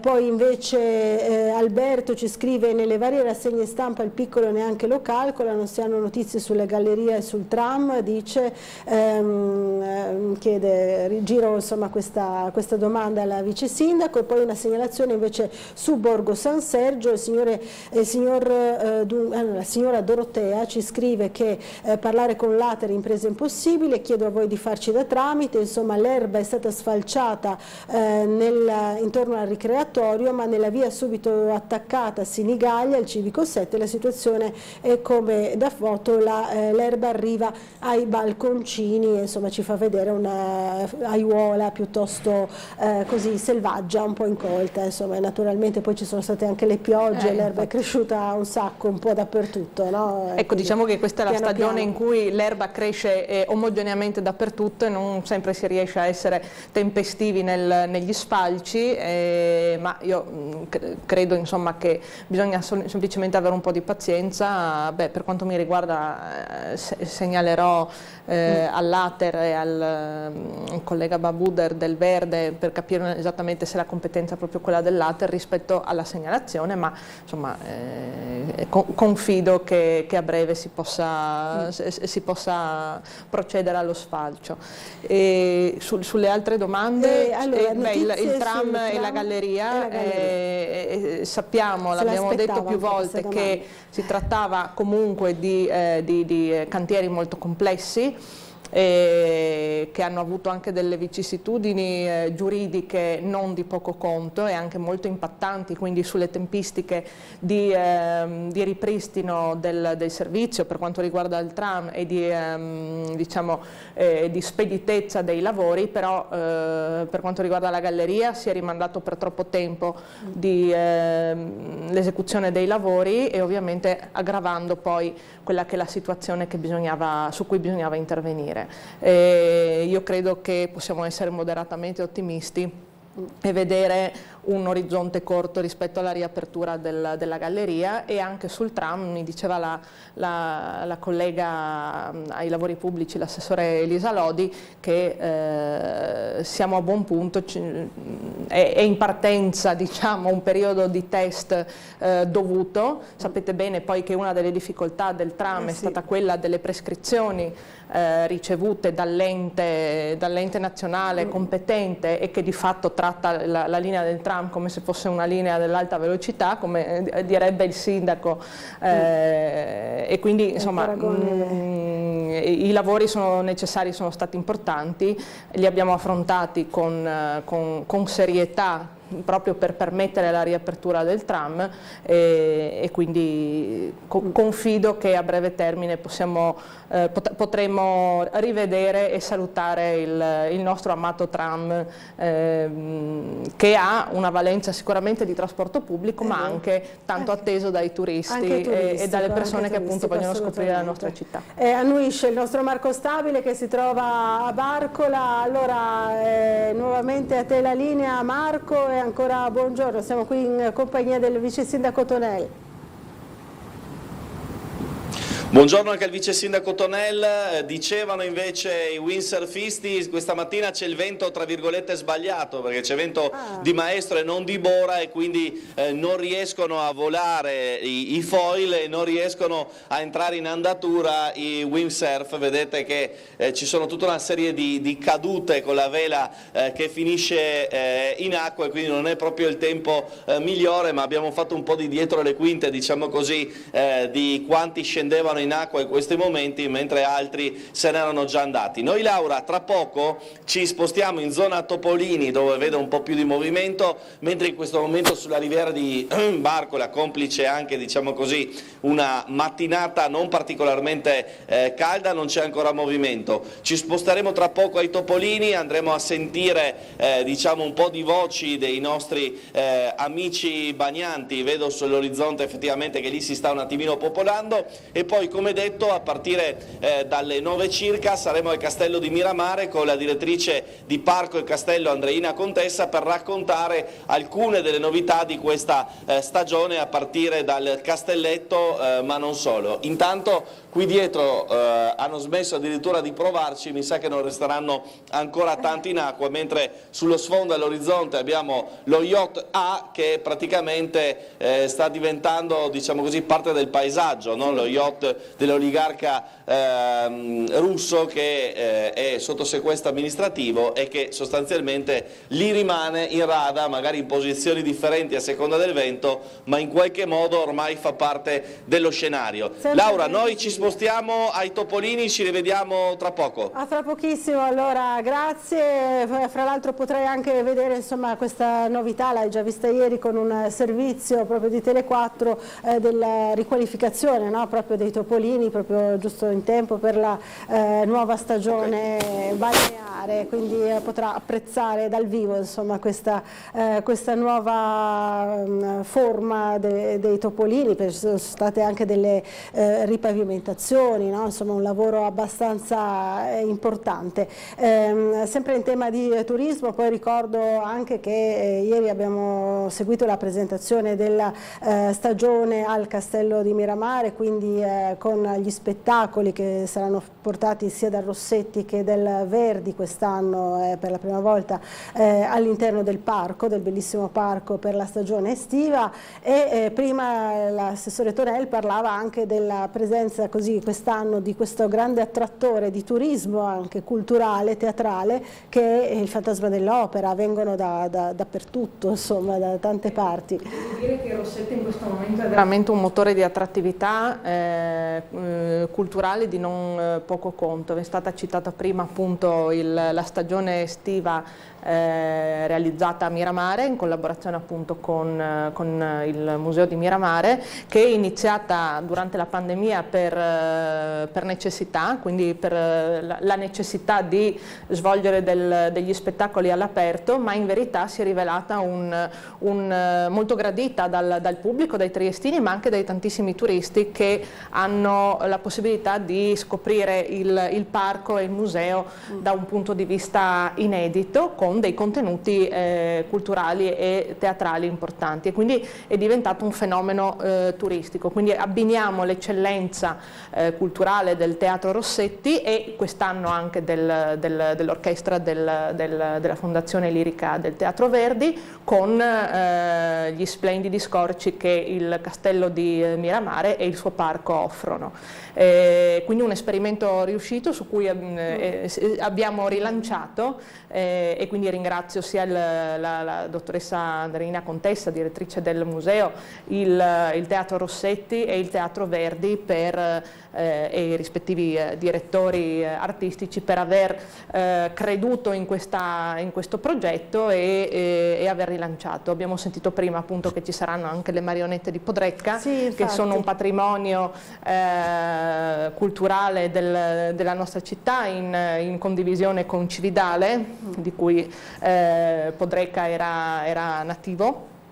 E quindi insomma tante cose che si aggiungono. Un'offerta anche variegata, no? Perché ci sono concerti di un certo livello, poi anche il concerto al tramonto, il concerto all'alba, quindi davvero anche suggestivi, no? Sì. Nell'ambientazione, negli orari, e poi anche per le famiglie. Assolutamente, nella miglior tradizione del Teatro Rossetti, che ha questa grande capacità di cogliere diciamo, i gusti e l'apprezzamento di tantissime tipologie diverse di pubblico, e credo che sia esattamente quello che è giusto che un teatro pubblico faccia. L'abbiamo visto anche recentemente nella conferenza stampa in cui sono stati snocciolati tutti i record della stagione 2022-2023, che hanno registrato dei record sia di fatturato ma anche di pubblico che non avevamo registrato nemmeno prima della pandemia, quindi inaspettatamente, perché sembrava che il teatro fosse, diciamo, una formula culturale magari non sorpassata, ma che avesse sofferto molto del cambiamento di abitudini dei cittadini durante la pandemia, abituati magari a un'offerta culturale on demand sul web, e invece abbiamo visto che c'è questa voglia di tornare a vivere gli spettacoli dal vivo nella pienezza, e il Rossetti ha saputo rilanciarsi. E arriviamo appunto alla regina, è vero, il re in questo caso degli spettacoli, che è il Fantasma dell'Opera, il musical per eccellenza, 40 anni ininterrotti a Londra, tanti decenni anche a New York e arriva a Trieste in una prima spettacolare. Esatto, nella versione originale, e tra l'altro non solo nella versione originale, ma con l'interprete che è considerato il migliore fantasma dell'opera da sempre, che è Ramin Karimlo, accompagnato da Amelia Milo, che abbiamo avuto il piacere di conoscere a New York durante la conferenza stampa di presentazione dell'iniziativa che porterà appunto il fantasma dell'opera prima a Trieste e poi successivamente a Milano e a Monte Carlo, in questo tour di chiusura, diciamo, della produzione. Ma la cosa sorprendente è che su 21.000 biglietti a disposizione rispetto alle 10 recite previste, di fatto sono stati venduti più di 2/3 di biglietti senza nemmeno fare la promozione in casa propria, quindi a Trieste e sul territorio, e sono stati venduti già biglietti in 57 paesi diversi in tutto il mondo, il che significa che a Trieste arriveranno, grazie al fantasma dell'opera, tantissime persone che altrimenti non ci sarebbero arrivate. Appositamente proprio. Esatto, quindi un'occasione molto molto interessante per promuovere la città e per farla conoscere. Ci sono persone che hanno comprato anche 2 o 3 biglietti per 2 o 3 serate diverse, che significa che rimarranno qui sul territorio, e quindi un'occasione per promuovere la nostra città e tutto il territorio circostante veramente formidabile e straordinaria. Davvero. E quindi a dimostrazione che il turismo culturale e investire sui teatri di eccellenza come i nostri è uno dei modi per promuovere la città e quindi fare promozione turistica. Una città che è sempre più gradita dai turisti, ne parlavamo prima fuori onda con dei nostri servizi che abbiamo fatto nel fine settimana. Alcuni turisti li abbiamo sentiti proprio dal vivo, ad esempio proprio a Miramare, ma anche in centro città, ci dicevano: ma che bella questa città. Addirittura una signora da Taranto, se non ricordo male, diceva: vorrei trasferirmi qui. Insomma, tante attestazioni di stima verso la nostra città, gradimento. C'era anche chi diceva: è molto pulita, è ordinata, c'è tanta movida, anche signore non giovanissime, diciamo così, che però apprezzavano da turiste ovviamente tutta quella che è l'offerta, no, della nostra città. Poi venivano da Milano, ecco, quindi non un paesino magari dove non c'è nulla, quindi era lusinghiero, insomma, questo risultato del piccolo mini sondaggio che abbiamo fatto nel fine settimana. Proprio a proposito di movida, è vero che arricchisce l'offerta turistica, magari c'è qualcosa anche da modificare forse per far convivere, no, sempre i residenti e le attività, è sempre quello il nodo, no? E si presenta sempre più impellente la necessità di porre qualche regola in più proprio per garantire a tutti il giusto diritto, diciamo, all'attività di impresa, riferendomi naturalmente ai locali, ma anche il giusto diritto alla quiete e al riposo dei cittadini, aggiungendo anche il sempre più pressante interesse anche degli albergatori di garantire ai propri clienti un ambiente notturno, diciamo, di riposo. Stiamo appunto lavorando assieme ai colleghi De Blasio e Babuder, rispettivamente per le competenze di Polizia Locale, Sicurezza e Ambiente, a un ritocco del regolamento Movida e del piano di classificazione acustica, che insieme determinano, diciamo, il quadro di norme comunali per regolare la movida, proprio per arginare alcuni fenomeni, soprattutto in tarda serata, che rompono questo sottile equilibrio, e quindi ci stiamo confrontando con le categorie, la FIPE in particolar modo, con Confcommercio, con Ures e naturalmente con le altre forze dell'ordine, proprio per trovare la quadra e fare una proposta di modifica che possa, diciamo, contenere e garantire il diritto di tutti all'attività imprenditoriale, come dicevo prima, ma anche alla quiete e al riposo. Chiaro. Intanto vediamo di nuovo in diretta le immagini, questa volta dei topolini, vediamo anche il nostro Marco Stabile, ecco, nuovamente in diretta con noi dal lungomare, proprio da sotto i topolini, quelli che sono stati riqualificati, immaginiamo. A te la linea nuovamente. Sì, ciao Laura, ben trovati dai topolini di Barcola. Come detto, mattinata non propriamente estiva, diciamo così, si vede anche dal mio abbigliamento, ma che ci dà modo ai topolini di Barcola, di cui ieri abbiamo presentato la ristrutturazione e il restyling, di andare a vedere come sono state anche migliorate le parti interne per permettere a tutti di fruirne. Buongiorno signore, buongiorno, è uno dei primi questa mattina. Lei è un abitué qui di questo topolino? Certo che sì. Sempre stesso punto? Certo. Allora, vedo questo è il kit, quindi brandina? Libro, roba grande perché questa è roba da 800 pagine. Roba da 800 pagine, quindi per una lunga tintarella, diciamo. Quindi scagnetto, una brandina, ciabatte e via il cambio. Sì, dove quasi anche la merenda, comunque. Come se la merenda? Beh, prosciutto e formaggio. Benissimo. Lei, qualunque tempo ci sia, lei viene comunque, mi sa, no? Lei è un abitué. Sì, se non altro, se purtroppo devo camminare, ecco. Ma oggi comunque il vento dove si stare comunque. Certo, quindi si mantiene la bronzatura. Ma certo. Benissimo.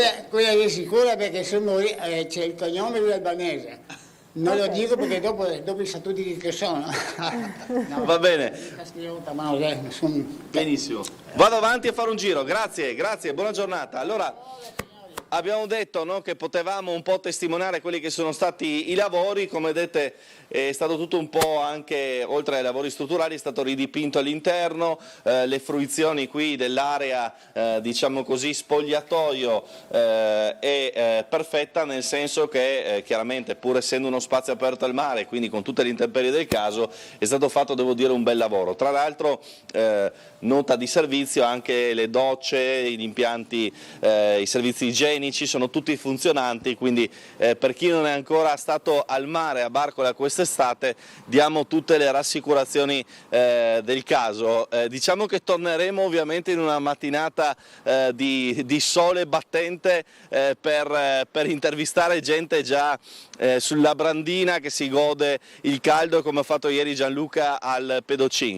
Laura, ti restituisco la linea, ritorno tra un attimo appena trovo altre sariandole barcolane. Sariandole barcolane nonostante la quasi assenza del sole. Allora grazie a Marco Stabile, torniamo fra pochissimo. Noi dobbiamo anche fermarci per un po' di pubblicità, ma saremo fra poco ancora in diretta, ancora con Serena Antonella, vice sindaco di Trieste, quindi fra pochissimo.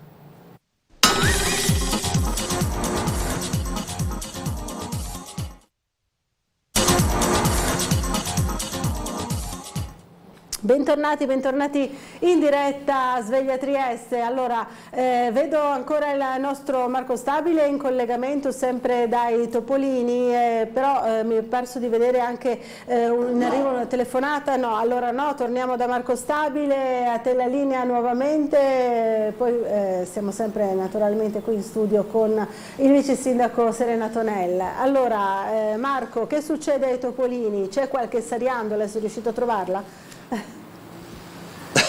Sì, adesso le becchiamo. Volevo farti vedere, è noto ormai che i topolini sono stati rintitolati a grandi personaggi triestini. Sì. Qui è il caso del sesto topolino, no? Vedete, intitolato alla memoria del grande Cesare Maldini, del grande giocatore di calcio e poi allenatore, commissario tecnico della nazionale, insomma uno dei miti dello sport triestino. Quanto invece alle sariandole, c'è chi si organizza in questi casi. Andiamo a vedere qui in avanti, perché ovviamente quando non c'è bel tempo, ecco che inevitabilmente scatta la partita di carte. Buongiorno signori, buongiorno. Ecco, voi siete l'esempio che a Barcola, anche se non c'è bel tempo, si può fare qualcos'altro. Briscola 3-7? No, sì, briscola 3-7. In questo specifico momento briscola o 3-7? No, adesso giocavamo Tresillo. Tresillo. Ma come funziona? Tersilio è come il 3-7, solo 3 persone. Ecco, si arriva al quarto? Esatto. Quindi siamo a posto. Lei la tiene i punti? Sì. Ecco. Lui è l'economo. Ecco, ma mi spiego una roba, no? Se poi fare i moti o non posso poi fare i moti? Cioè farse... Briscola sì, a 3-7 no. A briscola sì, a 3-7 no. Ok, quindi questa è la dimostrazione che l'importante è andare fuori di casa se trova un modo per divertirsi anche senza il soldo. Ogni giorno. Ogni mattina 6:30 ero qua. 6:30, questo è il quinto topolino. Giusto? Per l'asa il sesto? Settimo. Voi vi trovate sempre qua? Più o meno sì. Da maggio a ottobre. Bene. Dopo mi saluto perché vado a fare l'inverno in Thailandia e il divertimento cambia leggermente. Ah però, l'inverno in Thailandia, molto bene. Vedo che sei organizzati, però tavolin... Lui è l'Archimede di Catinara. L'Archimede de Catinara, nel senso che l'hai pronto già con il tavolin per la partita? Antivento. Ah, non mi spiega. Cioè questi sei elastici perché le carte non scampa? Esatto. Abbiamo anche un strumento appositamente nelle giornate d'evento. Ah però, quasi roba di inventori. Esatto, sì. Questo funziona come un schermo qua, così, no? A incastro. Sì. La paratia antibora per la briscola 3-7. Esatto. Meraviglia questa Bellissimi. cosa. Boh, allora, andate pure con la partita. Giocare con noi una partita? No, ma la cominci, che noi vediamo questi avvio di partita a 4. Adesso Pino alza. Vieni Elisabetta, vieni qua, non essere timida perché qua non è proprio... L'hai visto che bella mula che sei Elisabetta? Ecco. Boh, quindi distribuzione delle carte, qua briscolo 3-7. Sì. Prima il 3-7. Prima il 3-7, ok. Aspetta che mi metto di qua che così, ecco. Benissimo. Adesso come iniziato a giocare e gioca sempre il 4 di denari per il primo. Sì, inizio partita, chi ha il 4 di denari inizia il gioco. Le briscole a Trieste sono una religione. È stato soppiantato magari dal buracco in tante spiagge, ma insomma... Il buracco è più finotto però. No, la vice sindaco dice di no, non è se lavora stato di più di testa perché c'è più carte. Ecco, però siccome in studio in diretta abbiamo il vice sindaco, gioca a buracco. Cosa dice il vice sindaco? No, non gioca a buracco, gioca a briscola, altro che... Sostengo la briscola. Ah, gioca a briscola, quindi anche la sei groove, diciamo così, verace. Ecco. Niente buracco, insomma. No, Ecco, ma durante la partita si dice qualcosa di particolare in qualche momento? No, sta inventato dai muti e briscole 3-7. Sta diventata dai muti? No, non si può parlare. Non si può parlare. Benissimo. Boh, insomma. Chi è il più forte? È più forte, è il più anziano. Ha più esperienza alle spalle. Ha più tecnica. Benissimo. Adesso arriverà un buglietto di 94 anni che dovessi venire a giocare. Con la moglie che ha 93, ma che cammina come matti. Alla grande. Signori, vi lascio giocare la vostra briscola 3-7 che abbiamo parzialmente inquadrata in diretta su Tele4.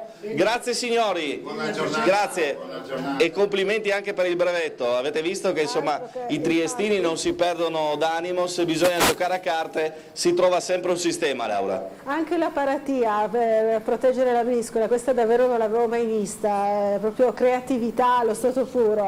Ingegno e permettetemi di fare un commento anche sulla qualità di vita che la nostra città offre, perché oggettivamente è riconosciuta, se siamo sempre al top delle classifiche per qualità di vita e anche grazie nella rassegna stampa abbiamo una posizione molto alta, non ricordo esattamente quale, mi pare terza posizione, proprio per quarta, ecco, mi suggerisce giustamente dalla regia il nostro Enzo, per gli anziani, no? Per la qualità della vita degli anziani, quindi la nostra città davvero sicuramente anche ai servizi che vengono offerti per la terza e per la quarta età, quindi i signori dimostrano come anche diciamo una vita attiva a lungo termine sia sicuramente un valore aggiunto non solo per i singoli individui, per se stessi, ma anche per la collettività in genere. Quindi insomma grande ammirazione e in bocca al lupo al migliore per la partita in corso. Poi magari Marco ci farei sapere chi ha vinto, dai.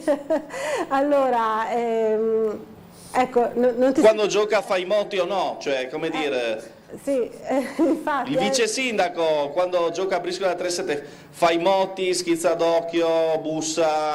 Ma non sono così evoluta, sono più basica, insomma. Poi ho poco tempo per allenarmi, ma insomma arriverà il tempo. Arriverà, dai, piano piano, insomma c'è ancora tempo. Molto bene. Adesso è un po' impegnata, diciamo. Bisogna applicarsi anche in Laura, ascolta. Noi adesso ci spostiamo verso Miramare, faremo anche un camera car di avvicinamento per le immagini in onda e ci spostiamo in quella direzione, altrimenti arriviamo tardi. A tra poco da Miramare. Va bene, grazie allora Marco Stabile anche per questo bello spaccato di triestinità pura, proprio davvero anche così la terza età che si tiene in forma, fa piacere vedere queste immagini e sentire queste voci. A proposito di creatività, Assessore, fra poco inaugurerete in Piazza della Borsa Craft, un'iniziativa che appunto parla proprio di creatività, di artigianato. Facciamo la conferenza stampa proprio oggi alle 10, l'iniziativa sarà questo fine settimana dall'1 al 4 ed è un modo per valorizzare l'artigianato artistico triestino. Era stato fatto un esperimento molto ben riuscito e apprezzato a dicembre dello scorso anno, a latere del mercatino di Natale, ma abbiamo deciso di rilanciare e quindi diciamo lo spazio espositivo che ci sarà in questo fine settimana in Piazza della Borsa vedrà anche un numero ampliato di operatori e quindi potremmo apprezzare quella che è appunto la creatività artigianale, la sapienza del fare degli artigiani artistici di Trieste, che devo dire riservano delle chicche non indifferenti, quindi spaziamo dalla gioielleria alle composizioni floreali, al tessile, ai lavori grafici, insomma quindi sarà uno spazio tutto da scoprire, si potrà anche acquistare. È un'evoluzione in più che facciamo anche in vista del prossimo mercatino di Natale di dicembre 2023, proprio per dare sempre più spazio a questo settore specifico dell'economia di Trieste che, come dicevo prima, davvero riserva delle sorprese, delle belle sorprese, abbiamo visto delle belle cose anche nelle ultime edizioni. Allora, c'è una telefonata. Buongiorno, chi è in linea con noi? Vediamo se oltre al fischio riusciamo a sentire. Pronto? Sì, buongiorno. Buongiorno. Mi sentite? No, non la sentiamo, c'è ancora quel problema che abbiamo già avuto qualche volta in questa trasmissione. Pronto? C'è appunto il fischio molto forte e invece la voce bassissima. Sentiamo una persona che sta parlando, però non riusciamo a sentire nulla. Non so se forse può richiamarci, proviamo a cambiare qualcosa, non so se è possibile fare qualcosa appunto per migliorare il collegamento. Nel frattempo ci arrivano anche delle mail. C'è Enrico che ci scrive: buongiorno, a proposito di vita attiva degli anziani ricordo al vice sindaco che ci sono per 4 uomini che giocano a carte a Barcola ci sono 4 donne che sgobbano a casa per far trovare loro il pranzo e la casa pulita. Beh, spesso succede questo, ma non è detto, perché magari è anche il contrario, magari le donne al pedocin e i mariti a casa che si dilettano in cucina, non è detto. Insomma, a Trieste c'è un po' di tutto, no? È vero. Allora era ovviamente insomma una battuta, una nota di colore, no? C'è anche questo. Allora, vediamo se riusciamo a ricollegarci, ma volevo parlare anche dello sviluppo commerciale della nostra città, sempre un po' legato a quello di cui parlavamo prima, turismo eccetera, perché si sta parlando molto del distretto del commercio. A che punto siamo, Assessore, su questo fronte? Perché è una carta importante, no, che può giocare Trieste poi per il suo sviluppo. Devo dire che questo strumento che la Regione ha deciso, diciamo, di mettere a disposizione, quindi il finanziamento dei distretti commerciali, è una previsione appunto della legge di modifica del commercio che è intervenuta pochi mesi fa e che Trieste ha voluto cogliere. Si tratta di un accordo che abbiamo siglato come Comune di Trieste assieme a Confcommercio, Ures e Università di Trieste, proprio per cercare di implementare e potenziare le caratteristiche commerciali della nostra città. Sappiamo che il settore del commercio è in estrema difficoltà, principalmente per un cambio di comportamento degli utenti.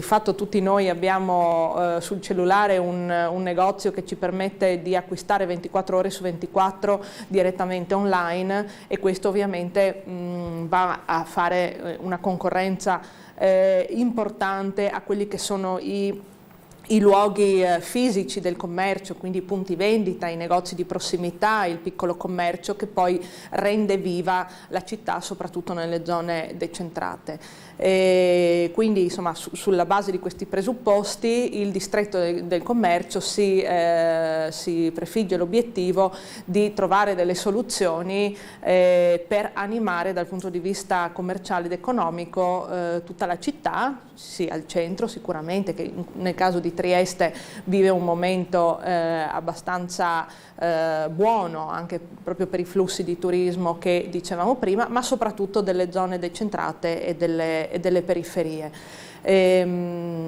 Partiremo con un progetto pilota, quindi fondato il distretto 2 o 3 settimane fa.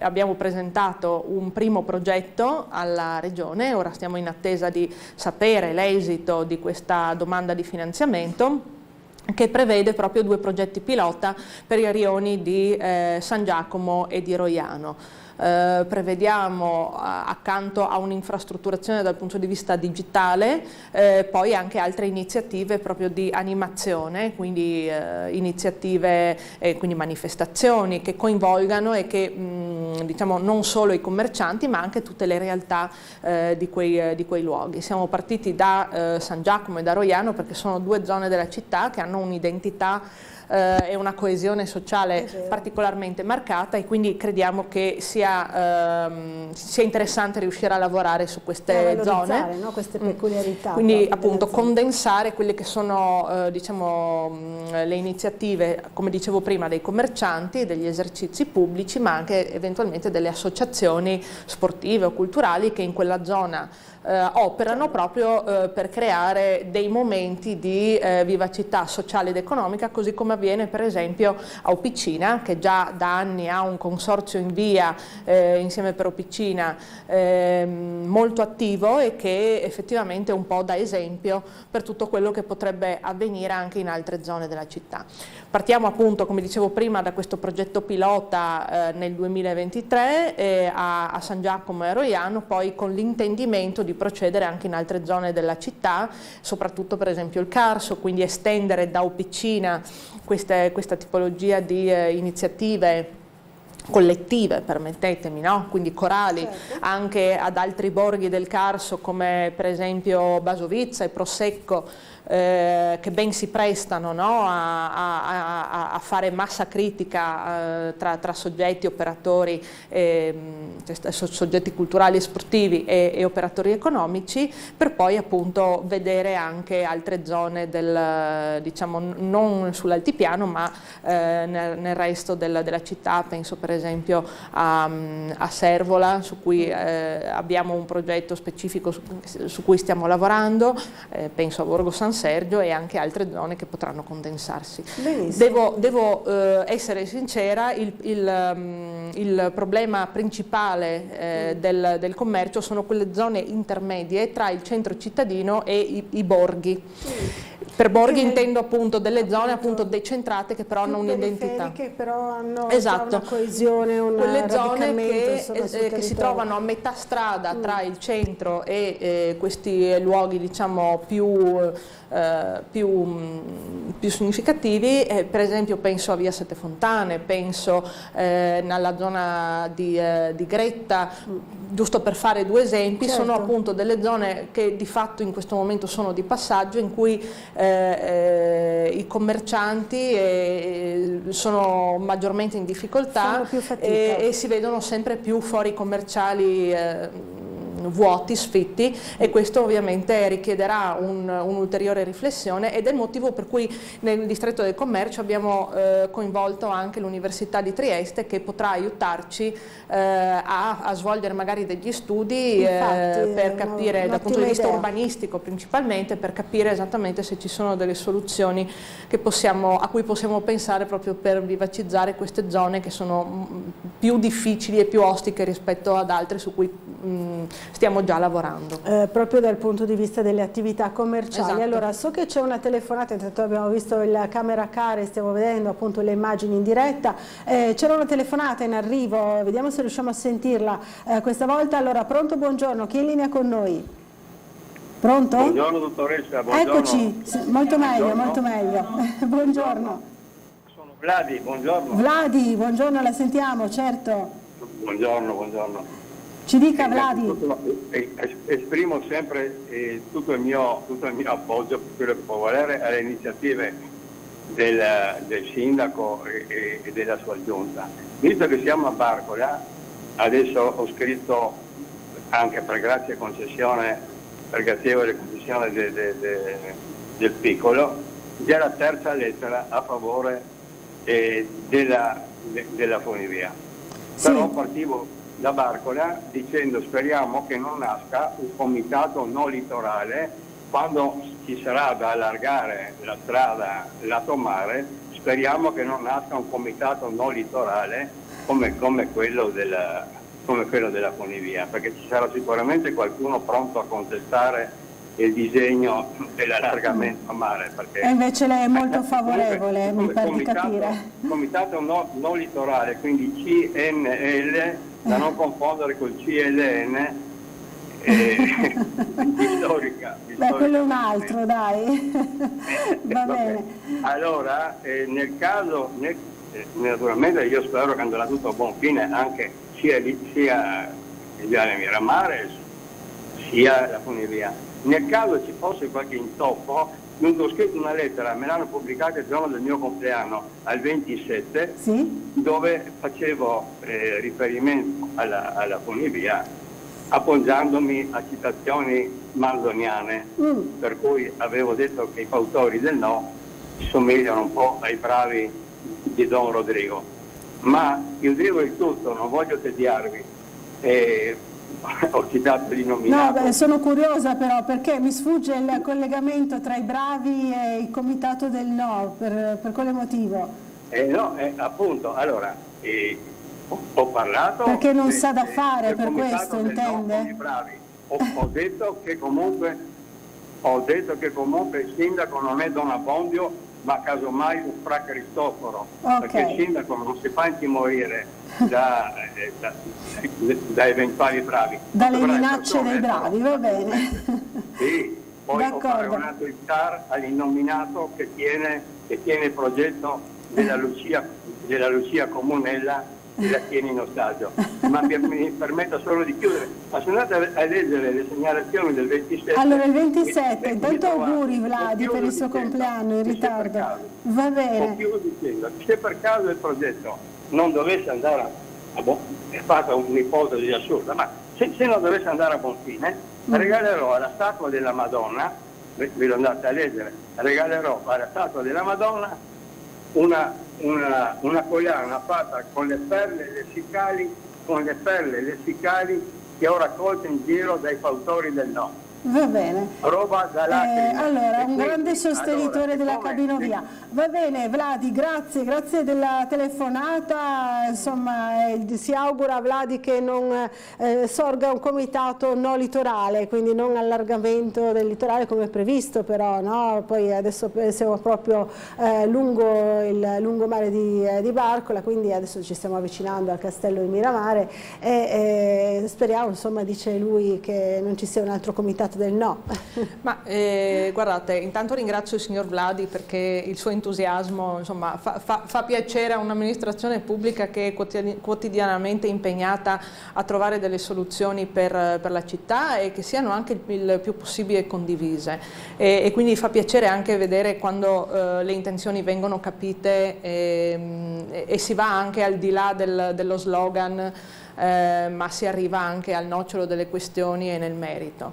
Partendo dal presupposto che tutti i progetti che si presentano nel 2023, ma già da qualche anno, devono essere sostenibili dal punto di vista ambientale, ci si dimentica spesso che il progetto della cabinovia parte dal presupposto di risolvere il problema ambientale del traffico, poi andando ad espandersi anche ad altri obiettivi che possono essere turistici, che possono essere quelli anche della famosa penetrazione da nord del traffico. Però è ovvio che si tratterà di un cantiere e quindi ci sono delle criticità che derivano ovviamente anche dall'impatto del cantiere, che prevedono comunque delle compensazioni. Allora, al di là, come dicevo prima, degli slogan, è utile anche avere delle osservazioni costruttive che permettano di migliorare il progetto, se bisogna fare un ritocco al percorso della cabinovia, se ci sono appunto delle misure compensative più mirate da applicare, e questo è quello che viene fatto all'interno di una conferenza dei servizi che è stata avviata lunedì scorso, quindi una decina di giorni fa, in cui effettivamente tutti gli enti hanno la possibilità di fare le proprie osservazioni e di procedere appunto alla miglior definizione del progetto che andremo appunto a realizzare. Io sono molto ottimista, credo sia un progetto molto lungimirante per Trieste. Forse si fa molto spesso l'errore di giudicarlo in base a quello che è Trieste nel 2023, ma forse bisognerebbe avere l'accortezza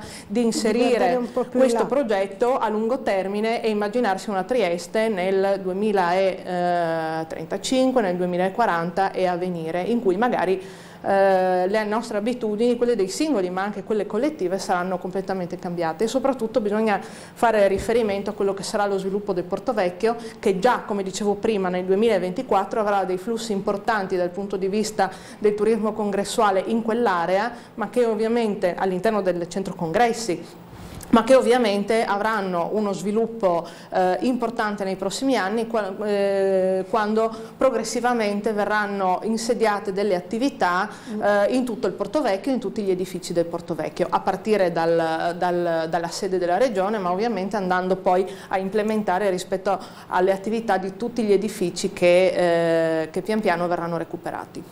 Allora, intanto arrivano tanti suggerimenti per i cosiddetti rioni di passaggio. Dice Cristina: spero vi ricorderete anche di Altura. San Luigi, dice Roberto, il rione di San Luigi è completamente sprovvisto di un semplice market o di una semplice edicola, insomma sono i rioni di cui si parlava prima, no? Sì, certo. A San Luigi abbiamo provato appunto a creare un mercato in una zona diversa. Devo dire che ha funzionato, però è effettivamente poca cosa rispetto a quello che sarebbe la necessità di vivacizzare dal punto di vista economico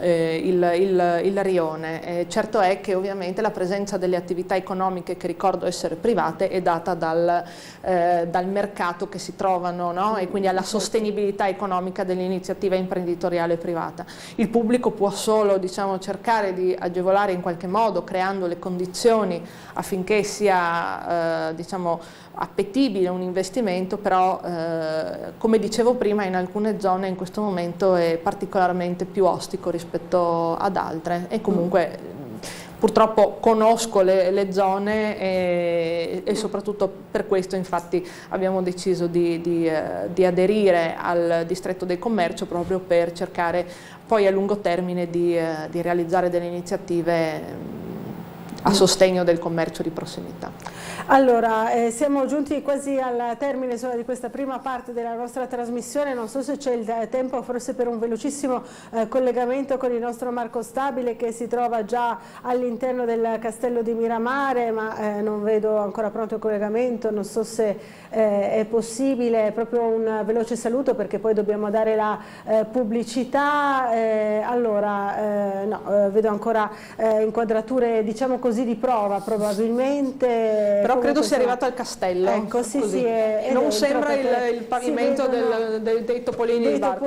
Ma è sicuramente quello del castello di Miramare. Li abbiamo rimessi a posto, ma non così. All'interno, e probabilmente già in compagnia anche della direttrice Andreina Contessa e del suo ufficio stampa, se non mi sbaglio. Allora fra poco vedremo, infatti già vedere i pavimenti è bellissimo perché il castello di Miramare è bello in ogni suo dettaglio, in ogni suo particolare, veramente. Allora io ringrazio tanto il vice sindaco Serena Tonel per essere stata con noi questa mattina, la invito a tornare a trovarci presto qui a Sveglia Trieste o anche nelle nostre altre trasmissioni. Grazie mille. Grazie a tutti e buona giornata. Buon lavoro e ci vedremo anche alla presentazione di Craft alle 10 per questa bella manifestazione che ci sarà invece nel prossimo fine settimana dedicato proprio all'artigianato artistico. Noi ci fermiamo per un po' di pubblicità, fra poco.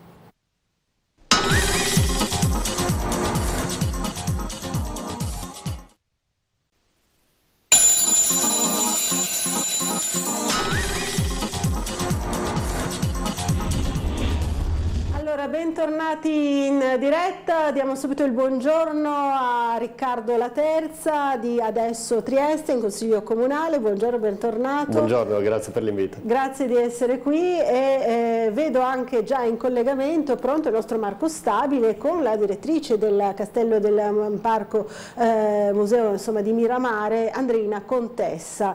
A te la linea nuovamente Marco e buongiorno alla tua ospite.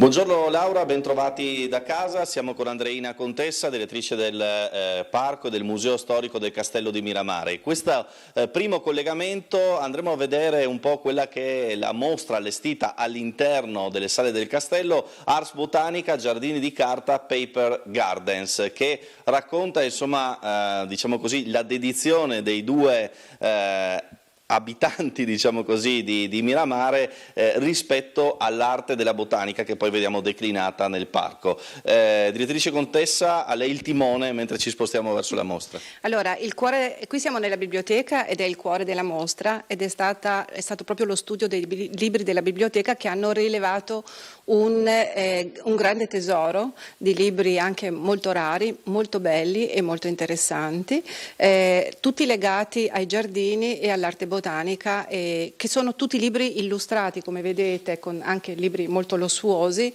che sono tutti libri dell'Ottocento, creati proprio in quell'epoca, perché nell'Ottocento c'è un grandissimo sviluppo proprio dell'illustrazione botanica e dei libri della botanica, che diventa una specie di moda diffusa e sono le grandi edizioni molto lussuose legate alle corti. Dall'altra anche una serie di pubblicazioni per il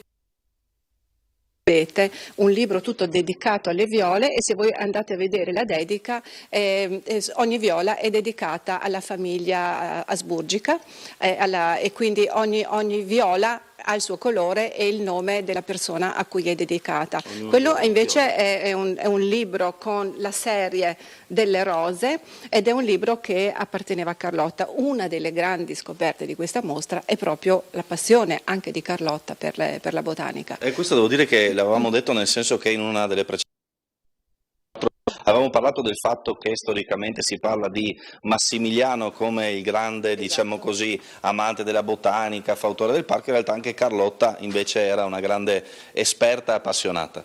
Non solo, ma proprio possedeva una collezione di libri che le venivano dalla famiglia, molti appartenevano alla madre. Molti di questi libri sono illustrati da un grande illustratore francese del tempo e sono dedicati alla madre o appartenevano alla madre che proveniva dalla corte di Francia e che quindi sono tutti in francese. E una delle cose importanti da dire di questa mostra appunto è che è una mostra diffusa, che non è concentrata, e c'è una sala che è dedicata, che è quella dove adesso noi entriamo, che è dedicata alla mostra, ma che di fatto la mostra si chiude con un doppio invito. Uno è quello di uscire e cercare il giardino vivente, la botanica nel giardino vivente, e l'altra è quella di rivisitare il castello con un occhio botanico, perché nel momento in cui lo si farà si scoprirà che non c'è mobile, non c'è angolo di questo castello che non abbia un elemento botanico. E c'è anche un gioco, una specie di caccia al tesoro del fiore nascosto che noi abbiamo preparato per il visitatore che volesse fare anche questo gioco. Allora entriamo nella mostra, così lascio campo libero a Elisabetta di andare a riprendere via via, non noi ma quelli che sono i libri e quant'altro in esposizione legati alla botanica. Quindi diciamo uno entra a Miramare, fa il giro del castello e capisce perché poi nel parco troverà questa varietà incredibile dal punto di vista vegetale. Allora, qui entriamo e ci troviamo nella borsa di Ars Botanica, dove appunto viene individuato il rapporto tra il dentro e il fuori. Appunto abbiamo scelto una delle iucche perché è una delle piante che si trovano moltissimo nel giardino e che noi anche abbiamo fatto rifiorire. E cominciamo con Massimiliano Botanico perché conosciamo bene la sua passione per la botanica. Questa è la Latanites maximiliani, è una pianta fossile, una palma fossile trovata all'inizio dell'Ottocento in una zona vicino del Veneto, che è stata dedicata a Massimiliano dopo il suo ritorno dal Brasile. Il grande libro che c'era in biblioteca era dedicato alle piante che lui aveva scoperto, che alcune portano anche il suo nome, trovate in Brasile, e tutta questa vetrina è dedicata a lui. C'è una chicca in questa vetrina che sembra forse un libro non tanto come dire, scenografico, diciamo. È questo piccolo libro che è un libro dedicato proprio alle piante che si trovano girando, ma è firmato e alla data in cui probabilmente è stato o ricevuto in regalo o acquistato da Massimiliano. A quell'età lui aveva 12 anni e questo ci spiega proprio come la passione è una passione fin dalla giovanissima età. E poi, se voi vedete, è pieno di piccoli fiori, vuol dire che lui girava con questo libro e raccoglieva man mano le piante o i fiori che erano nella lista. Quindi mi viene da dire anche un uomo dall'animo gentile, insomma, un uomo che insomma metteva i fiori nel libro, dall'idea anche del suo carattere. Qui che cosa vediamo invece? Questa vetrina è tutta dedicata a Massimiliano, ma io volevo farvi vedere anche un'altra cosa, perché abbiamo dei reperti che vengono dall'Orto Botanico, dal Museo Civico e questo reperto è stato raccolto a metà dell'Ottocento ed è una pianta, è il Pino sabiniane, che è stato piantato da Massimiliano e che ancora esiste, no? Per cui io penso che questo è un reperto nell'Ottocento, perché nell'Ottocento si comincia anche a raccogliere le flore, quindi a fare questi libri enciclopedici non solo sulle piante come quelle del Brasile che vengono esotiche, che stanno lontano, ma anche su quelle locali, e questo è veramente un reperto commovente perché il pino ancora esiste e quelle sono delle piccole alghe trovate sulla spiaggia di Miramare e raccolte, repertoriate dagli scienziati del tempo. Quindi ci fa anche tornare alla vita di Massimiliano e Carlotta a Miramare e ai loro momenti legati al parco. Diamo ancora 2 indicazioni perché non vogliamo svelare tutto, ovviamente. La mostra è aperta fino... La mostra verrà prorogata, dovrebbe chiudere, siete i primi a saperlo, lo dico pubblicamente, non è stato ancora pubblicamente annunciato, ma la mostra sarà prorogata proprio per la grande richiesta che c'è, ha avuto un numero incredibile di visitatori. Molti mi chiedono di non chiuderla mai, quindi quest'estate resta, possiamo dirlo? Quest'estate sicuramente resta probabilmente fino alla fine dell'anno. Mostriamo un'ultima chicca di cui mi parlava prima quando abbiamo girato in questo espositore qui dietro, dove si trovano altri libri e altre collezioni. Dedicata a Carlotta, e voi vedete il suo stemma e lo vedete anche sui libri, per quello che noi sappiamo che appartenevano a lei. Questo è lo stemma di Carlotta, la CH. Charlotte, e questi sono i suoi libri, ma anche questi sono i suoi libri. Lei grandissima parte dei libri più lussuosi di questa biblioteca appartenevano proprio a Carlotta, e alcuni portano veramente la dedica alla madre, e sono libri bellissimi, perché anche ci sono alcune copie che sono state stampate soltanto in 5 copie. E esistevano 5 copie nel mondo e una l'abbiamo noi, erano proprio destinate alle famiglie reali del tempo. Vorrei che voi puntaste l'attenzione su questa piccola chicca. Quindi questo tutto a sinistra, che sembra quasi un breviario. Insignificante, è un livre à poche, quindi un libro da tenere in tasca, perché ci dà l'horloge des fleurs, quindi l'orologio della flora, e ci dice a che ora aprono le corolle di tutti i fiorellini al mattino. Quindi se uno vuole fare una passeggiata nella rugiada e vedere a quando si aprono le corolle, questa è l'idea anche dei libri legati ai giardini e ai fiori dedicati alle dame. Ci saranno tutto un repertorio legato alle questo dame. Anche era tascabile. Allora, non anticipiamo tutto, diciamo però che abbiamo già la notizia che quest'estate potrete vedere ancora questa mostra, e volendo fare i romantici, Massimiliano e Carlotta un amore all'insegna dei fiori e della botanica, possiamo dire. Assolutamente sì, era sicuramente una passione condivisa. Allora, Laura, ci ritroviamo tra poco, saremo in un altro punto del parco, in questo caso credo del Castelletto. A tra poco, ci rivediamo in diretta. Va bene, grazie a te Marco e alla tua ospite Andreina Contessa. Beh, bello insomma sapere in diretta che verrà prorogata, quindi è una mostra che sta attirando tanti anche turisti, no? Non soltanto triestini, l'hanno vista, una bella iniziativa, no? Va dato anche atto che appunto in questi anni sicuramente di gestione del parco del Castello di Miramare sono stati fatti tanti interventi, ce lo ricordiamo penso tutti, fino a qualche anno fa anche lo stato direi di degrado purtroppo nel quale versava il parco, che penso abbia insomma intristito veramente tantissimi triestini. Vederlo in queste condizioni è sicuramente un aspetto positivo. Tra l'altro mi veniva in mente, ascoltando appunto alcuni dei contenuti della mostra, che pochi giorni fa abbiamo visitato un altro parco monumentale sicuramente di tenore, diciamo anche dimensione e notorietà diversa, che è quello di Villa Sartorio in Strada di Fiume. L'abbiamo fatto insieme ai residenti di quell'area, che è un'area un po' periferica, anche un po' dimenticata dal nostro punto di vista da parte dell'amministrazione, con grandi potenzialità, perché è un parco appunto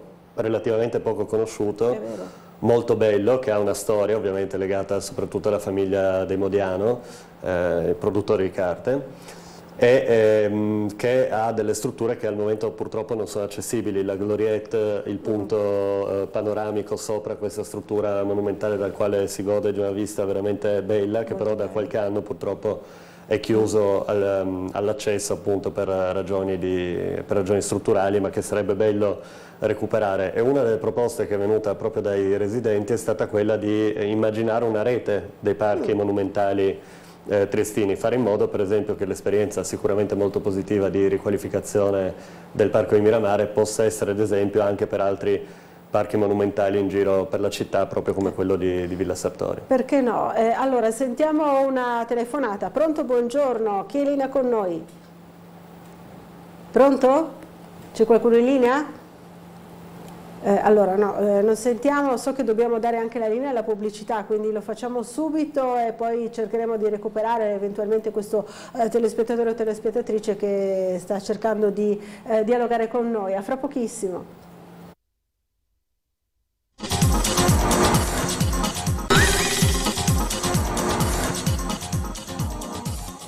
Bentornati a Sveglia Trieste, allora ancora in compagnia di Riccardo La Terza di Adesso Trieste. Non so se siamo riusciti a recuperare in qualche modo la telefonata, ma ci sono anche le mail, in particolare quella della signora, dunque no, non si firma, però ci scrive: le difficoltà dei commercianti non sarà dovuta forse ai centri commerciali e ai vari supermercati con annesse rotonde che allontanano i residenti dalle proprie zone di residenza allettati da super offerte, vari prodotti eccetera. I piccoli commercianti non possono competere con loro, dice questo telespettatore o telespettatrice, non capiamo insomma dal nickname della mail. È d'accordo su questo? Assolutamente sì, ovviamente si tratta di un problema complesso, quello della crisi del piccolo commercio, del commercio chiamiamolo a chilometro zero, Ci sono varie ragioni, però è giusto sottolineare le responsabilità di ognuno. C'è un problema complessivo che è legato alla questione delle liberalizzazioni progressive delle licenze commerciali dagli anni 90 in poi, che sono responsabilità un po' di tutti i governi di destra e di sinistra che si sono susseguiti nel corso degli anni a livello nazionale. Però poi ci sono anche delle scelte che sono di competenza comunale, penso a tutta la dimensione dell'urbanistica. Chiaramente scegliere di dedicare più o meno aree al grande commercio all'interno di un comune è una scelta che spetta alle amministrazioni comunali, e qui bisogna registrare che le scelte che sono state fatte, in particolare dalle varie giunte di piazza che si sono susseguite negli ultimi anni, sono andate sempre nella direzione di favorire il grande commercio e appunto l'insediamento di nuovi centri commerciali. Penso allo scempio della Maddalena, perché di questo si tratta, è stato abbattuto un vero e proprio bosco urbano, quello sì vero, non come quello annunciato a Roiano, che si ridurrà a una piccola area verde molto purtroppo molto residuale. Non c'è abbastanza verde da quell'operazione, insomma quella della caserma? Assolutamente no, direi deludente il risultato finale, però per tornare appunto alla Maddalena, lì appunto è stato abbattuto un bosco per realizzare un supermercato con annessa rotonda, immagino questo sia il riferimento che fa la mail, altra rotonda davanti al cimitero per realizzare un altro supermercato. Ce ne sarà, a meno di sconvolgimenti, ma noi faremo di tutto perché ciò non accada, però pare che ce ne debba essere un nuovo di supermercato all'uscita della galleria, no? Quindi tra via Salata e via dell'Istria, in un'area peraltro che originariamente nel piano regolatore non era destinata al commercio, ma che la cui destinazione d'uso è stata cambiata proprio non questa giunta di piazza, la precedente, per poi ricordare, appunto, parlavamo prima anche della questione della fiera, dove il piano regolatore prevedeva, dal mio punto di vista, una scelta utile e intelligente per tutta la città, cioè di realizzare un parcheggio di scambio con ovviamente anche delle aree verdi, ma sostanzialmente dedicare quell'area ai posteggi in una zona della città che sicuramente ne ha bisogno, e che se fosse stato realizzato avrebbe permesso anche di liberare dalle auto tante strade, no? Penso per esempio a via Sette Fontane, che è una via bellissima ma soffocata dal parcheggio selvaggio, e nel quale ovviamente alle persone non viene così, non sono incentivate a viverla per tutto l'arco della giornata, e magari anche a spendere nei negozi di prossimità, di vicinato.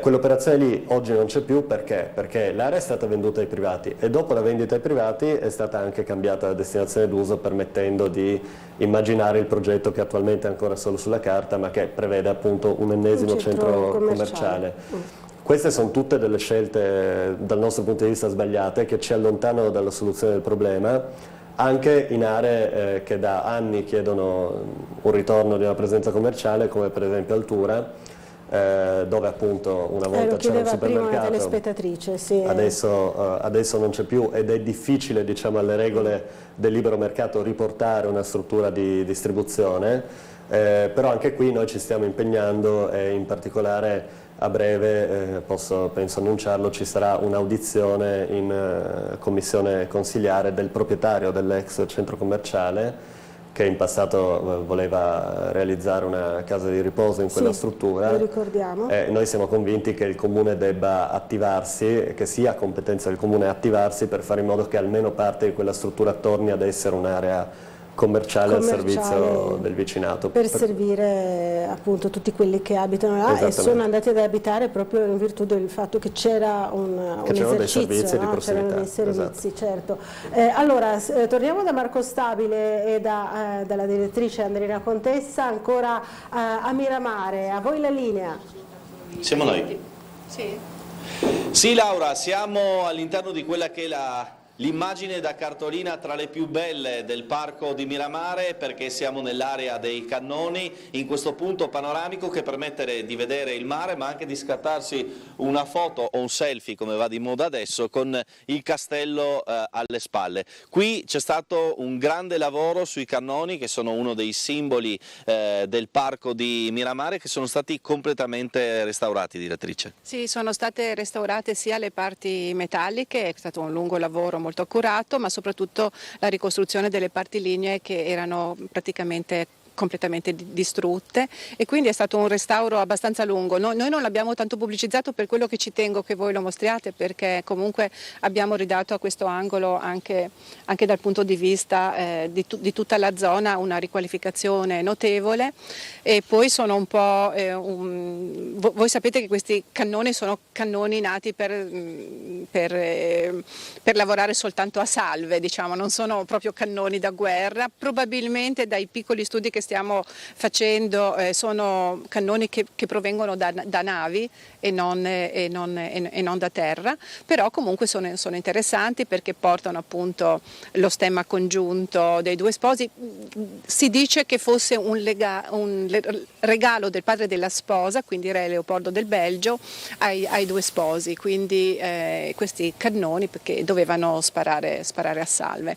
Diciamo nelle occasioni importanti il colpo di cannone era un po' il fuoco d'artificio dell'epoca. Sì, ma probabilmente anche veramente alle partenze, agli arrivi di tutti i personaggi illustri e anche degli arciduchi stessi veniva appunto sparato a salve per segnare l'ingresso, insomma, o la partenza o l'ingresso degli arciduchi. Ecco, spieghiamo che pesano qualcosa come 700 kg l'uno, quindi c'è stato un lavoro importante per spostarli e per fare l'opera di restauro che ha riguardato sia la parte del cannone di per sé, ma soprattutto la base in legno che non è stata semplice sostituire. Sì, perché era difficile trovare il legno giusto, ci vuole un legno massiccio che porti quel peso e farlo incastrare perfettamente con la misura del cannone e di tutte le sue parti. Però insomma ci siamo riusciti, è stato un lavoro che ha preso più tempo di quello che avevamo preventivato, però i risultati si vedono. E poi naturalmente non potevamo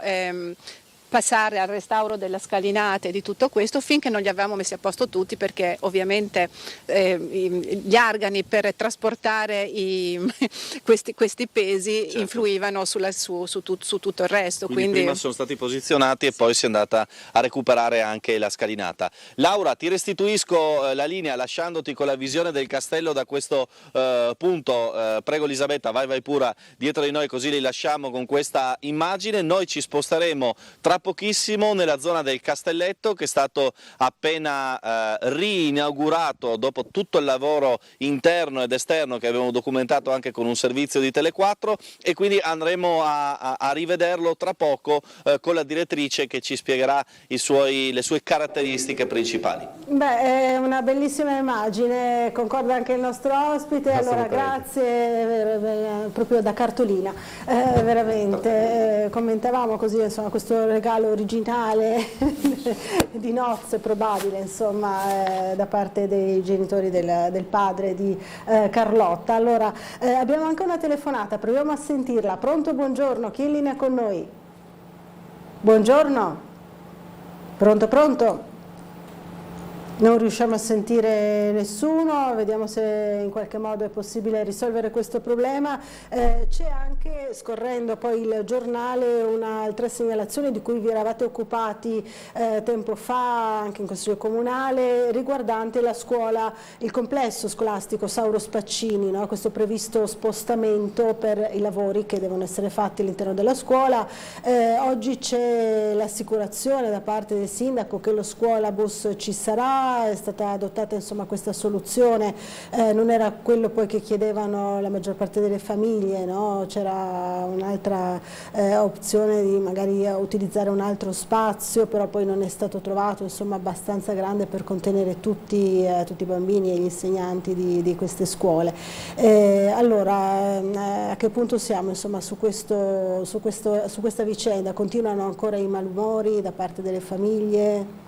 Sì, ricordiamoci che non si tratta di capricci, nel senso che quando si sceglie di spostare una scuola, soprattutto una scuola dei gradi inferiori, significa impattare su almeno due cose. La prima è un problema ben noto, insomma, a tutti i genitori, e cioè la conciliazione tra i tempi di lavoro e di vita e la cura dei propri figli, il fatto di dover cambiare itinerario per portare i figli a scuola e di dover magari appunto andare in un altro rione, soprattutto in un rione così trafficato come San Giacomo, ovviamente ha un impatto fortemente negativo sulla conciliazione tra vita e lavoro. Il secondo tema, che però forse è il più importante, è che scuole come la Sauro Spaccini hanno sviluppato nel corso del tempo una vera e propria rete a livello territoriale, cioè nelle attività didattiche sono coinvolti altre strutture, sono coinvolte le associazioni a livello locale, c'è tutta una serie di offerte appunto dal punto di vista formativo che esistono proprio perché la scuola è insediata in quel rione e ha un dialogo con quel rione. Ovviamente andando a trasferire la struttura si perde questa ricchezza di offerta formativa. Questo è il motivo per cui i genitori hanno così insistito per trovare una soluzione alternativa più vicina alla sede attuale. Devo dire che avendoli anche ascoltati nel corso di questi mesi è stata lamentata una scarsa capacità di comunicazione e coinvolgimento da parte del Comune, che dispiace perché questi erano dei lavori programmati da tempo, non è che è avvenuto da un giorno all'altro che si dovesse trovare una soluzione alternativa, e il fatto che non ci siano sufficienti scuole contenitore o scuole contenitore adatte, diciamo, alle varie tipologie di scuole è un problema che deriva da una mancanza di programmazione degli anni passati e degli interventi che avrebbero permesso di realizzare queste strutture. Penso per esempio all'ex De Amicis, che è una struttura che era già adibita a scuola, quindi sarebbe altrettanto adatta ad essere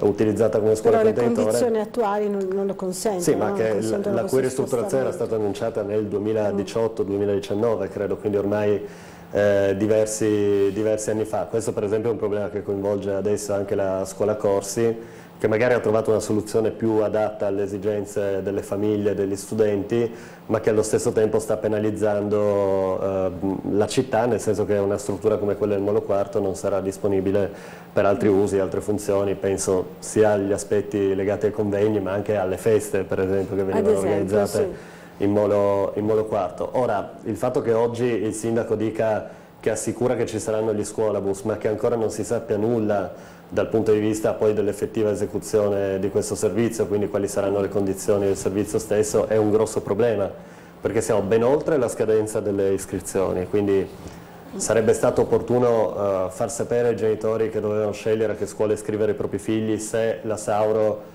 avrà il servizio scuolabus quando verrà trasferita in largo Pestalozzi, ma a maggior ragione adesso che mancano veramente pochissimi mesi all'inizio del nuovo anno scolastico, non bastano più le rassicurazioni, non basta dire sicuramente ci sarà il servizio scuolabus, serve avere tutte le informazioni del caso, ed è per questo che insomma quanto prima anche in Consiglio Comunale torneremo sulla questione, perché pensiamo che serva avere una data entro la quale, se non verranno date informazioni certe, sarà difficile continuare a fidarsi delle promesse. Ecco. È chiaro. Allora dobbiamo fermarci ancora per una piccola pausa pubblicitaria, l'ultima per questa mattinata, fra pochissimo.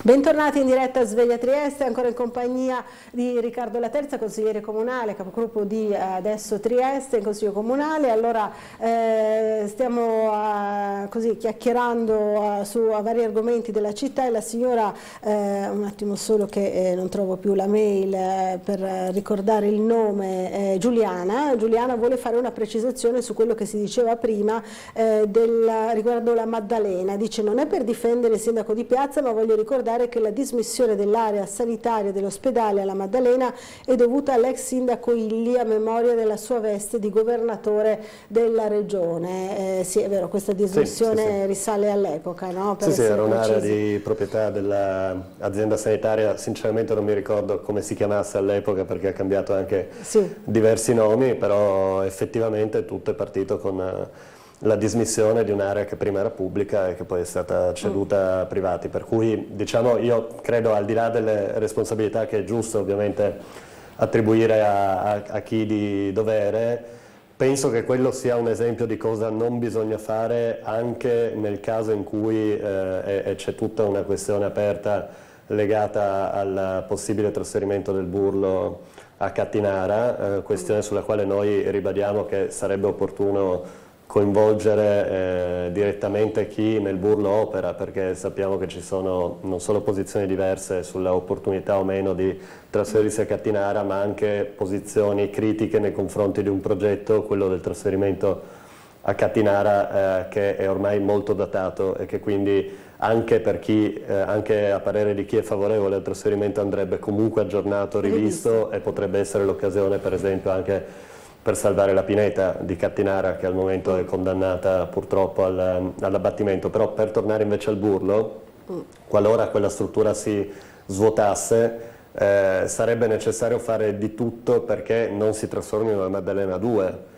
Parliamo comunque di un'area verde, per quanto ovviamente ci sono già dei volumi costruiti, però comunque un'area che ha del verde, un'area che potrebbe essere messa, ripeto, se dovesse essere vuota, al servizio del rione che la circonda, e che invece attualmente nel piano regolatore ha una previsione di destinazione d'uso molto simile a quella della Maddalena, cioè lì si potrebbero fare altri volumi commerciali, altri volumi residenziali, che è una cosa della quale quell'area della città non ha bisogno, perché è già densissima, è già ipertrafficata, ha già una pressione notevole, quindi ecco, questo è un altro punto sul quale dovremmo imparare dal passato, cioè come non si fa urbanistica nel 2023 e immaginare appunto delle soluzioni più sostenibili, più al servizio di chi vive ogni giorno nella città.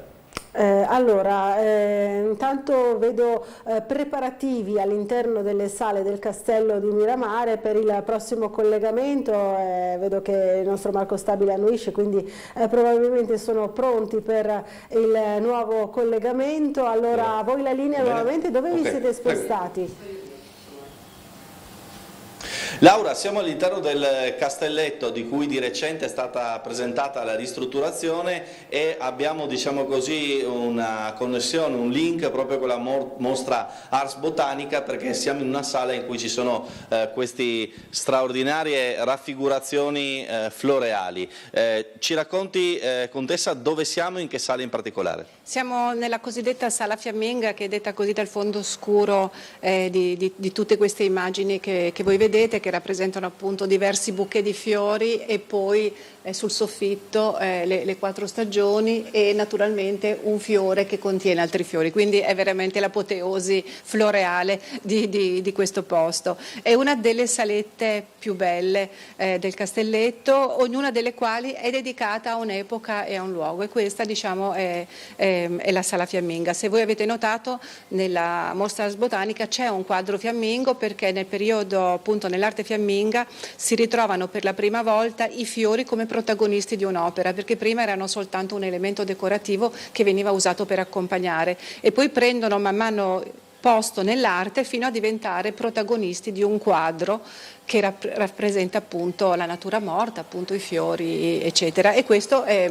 come dire, all'eccelso l'apoteosi di quest'arte, insomma, come è interpretata nell'Ottocento.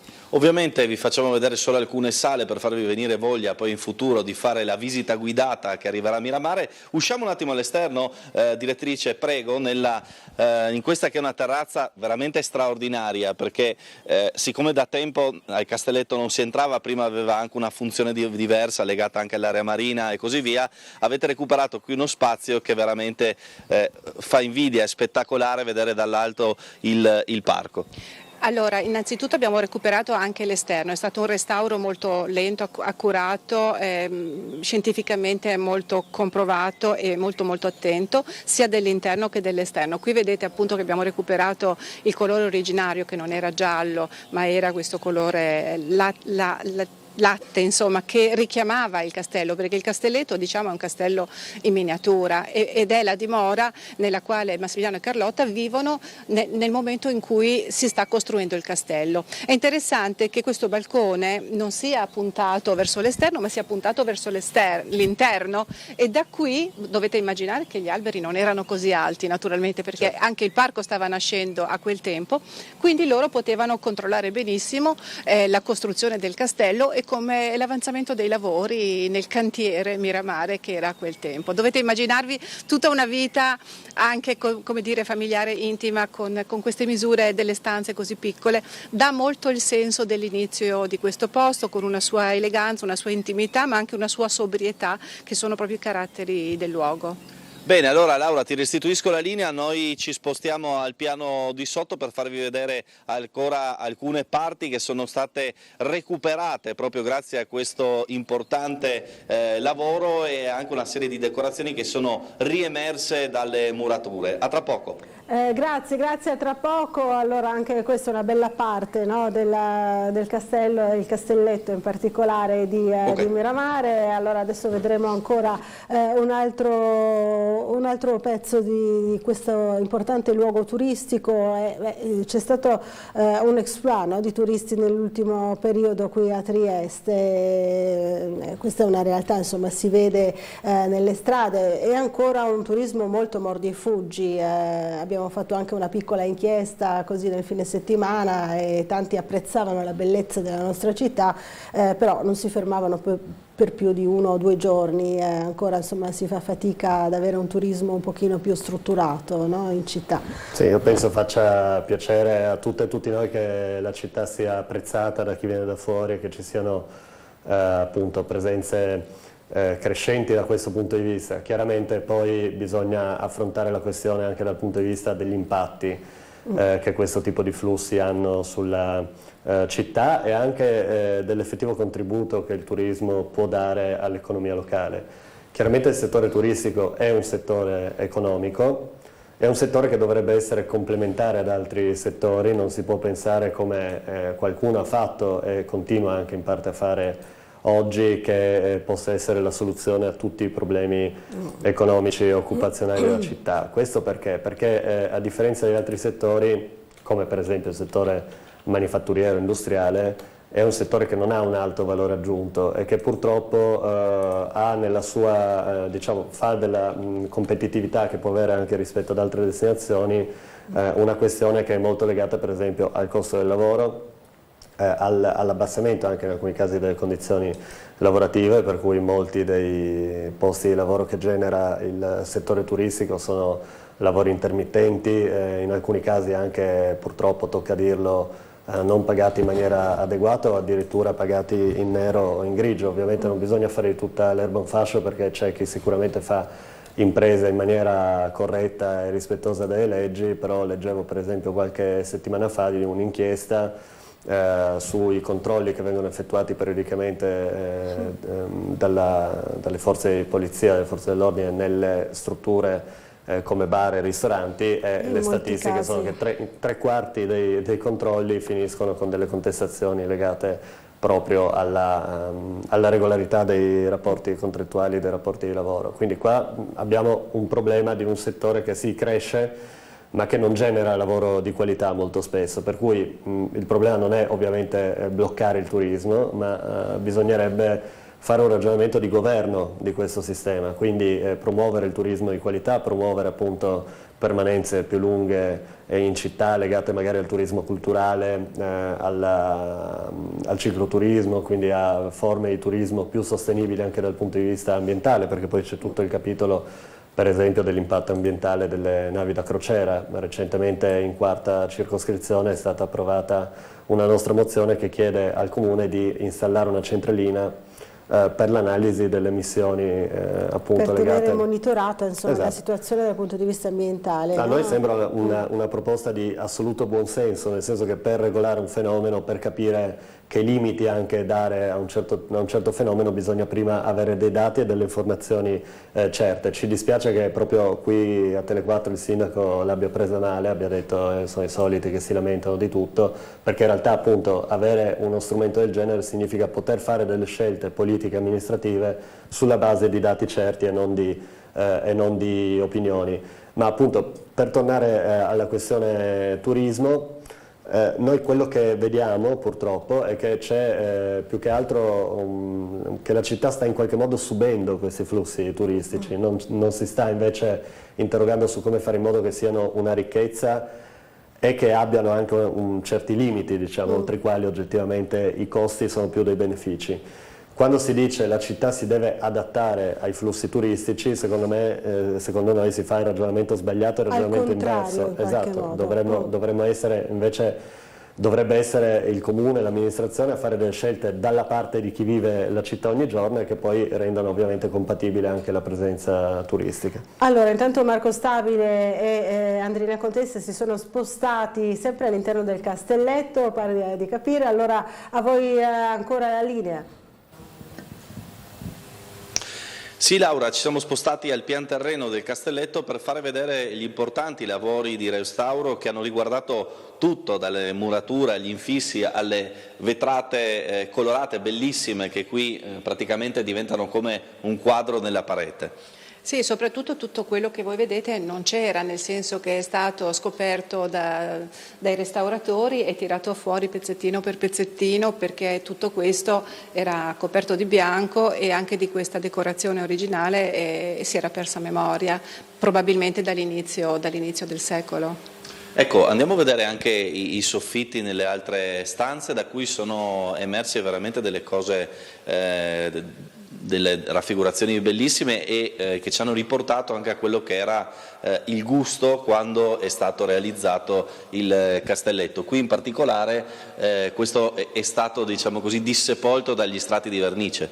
Esattamente, quindi vedete una decorazione piuttosto semplice, perché queste erano di fatto aree di servizio dove stava sicuramente la sala da pranzo e le sale non quelle più intime, però sempre con un suo decoro, una sua estetica molto, molto delicata, e quindi c'è tutta la parte del finto legno, che è tutta questa zona, e poi invece tutta questa zona sui toni del blu e del grigio.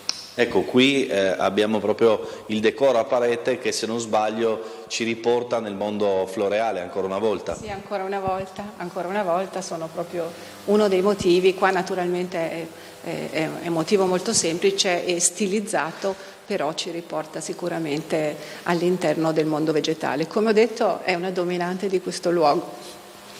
Ecco, spieghiamo per chi, naturalmente vedendo le immagini, avendo visto i servizi quando c'è stata la presentazione, come sarà possibile visitare il Castelletto, perché a breve partiranno delle guide, dei pacchetti di guida di Parco e Castello che comprenderanno anche l'illustrazione di quello che contiene il Castelletto e del lavoro che si è fatto per recuperarlo. Sicuramente saranno visite guidate con accompagnamento, perché sono luoghi molto delicati e anche spazi abbastanza piccoli che non è possibile lasciare aperti sempre, però partiranno dei pacchetti speciali che comprenderanno il Castelletto, le serre nuove, l'orangerie, la terrazza dei cannoni e altre che invece riguarderanno le cucine, che apriamo tra pochi giorni, e il bagno ducale. Quindi saranno tutti questi luoghi che sono stati riaperti negli ultimi anni, le cucine saranno uno degli ultimi, sarà possibile visitarli con un accompagnamento.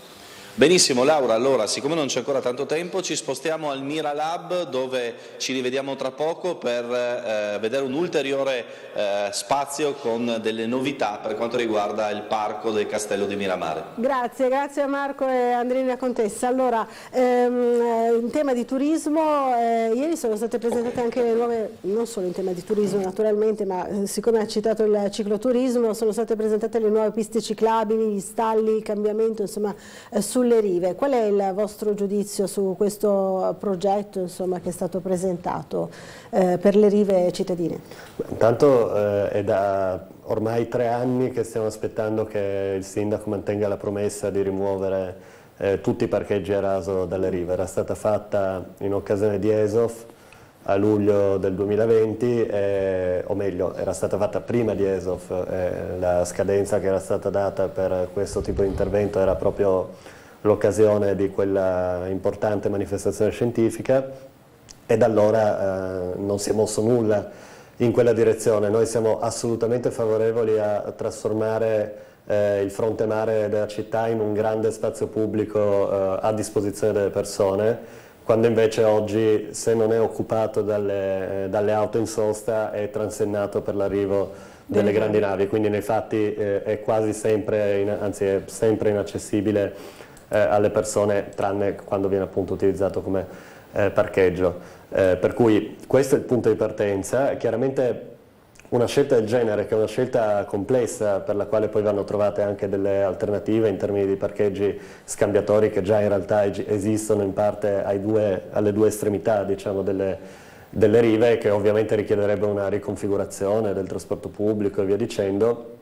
Sarebbe stata però una scelta che avrebbe reso possibile creare anche un percorso appunto ciclabile veramente continuo, sicuro, riconoscibile, insomma con tutte le caratteristiche per promuovere la ciclabilità. Fare invece un intervento del genere, che è ovviamente un intervento positivo e che peraltro è dettato da bandi a livello nazionale che promuovono la ciclabilità, per cui bene che il Comune prenda spunto in qualche modo e si avvantaggi dell'esistenza di bandi di questo tipo a livello nazionale. Però fare questa scelta appunto dovendo convivere con parcheggi che vengono rimodulati solo in parte e con altre situazioni poco definite, nei fatti porta a delle scelte progettuali che non sono le migliori.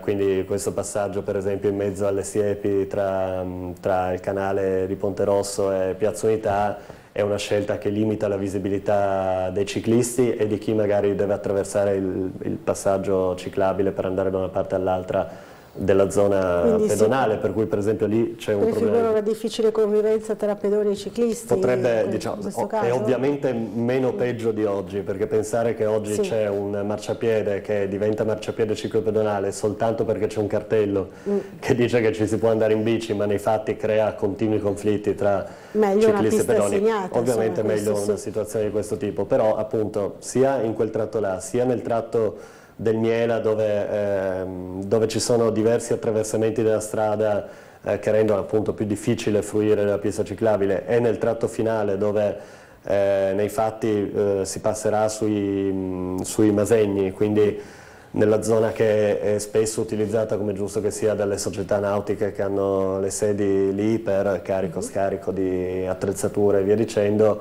Ecco, ci sono un po' di soluzioni che ancora non sono quelle ottimali. È un passo nella direzione giusta, ma noi siamo convinti che su interventi importanti come questo anche il coinvolgimento diretto delle associazioni che si occupano di ciclabilità urbana, come per esempio FIAB, sia fondamentale, vada fatto nelle fasi preliminari di progettazione, proprio per fare in modo che le osservazioni, che sono, ripeto, osservazioni di buon senso e di esperienza di chi usa la bici per muoversi in città ogni giorno, possano essere poi integrati nei progetti definitivi. Fare queste cose invece al contrario, quindi raccogliere le critiche quando i progetti sono già stati fatti, non fa bene a nessuno, non è una modalità giusta, ecco, di gestire questi progetti.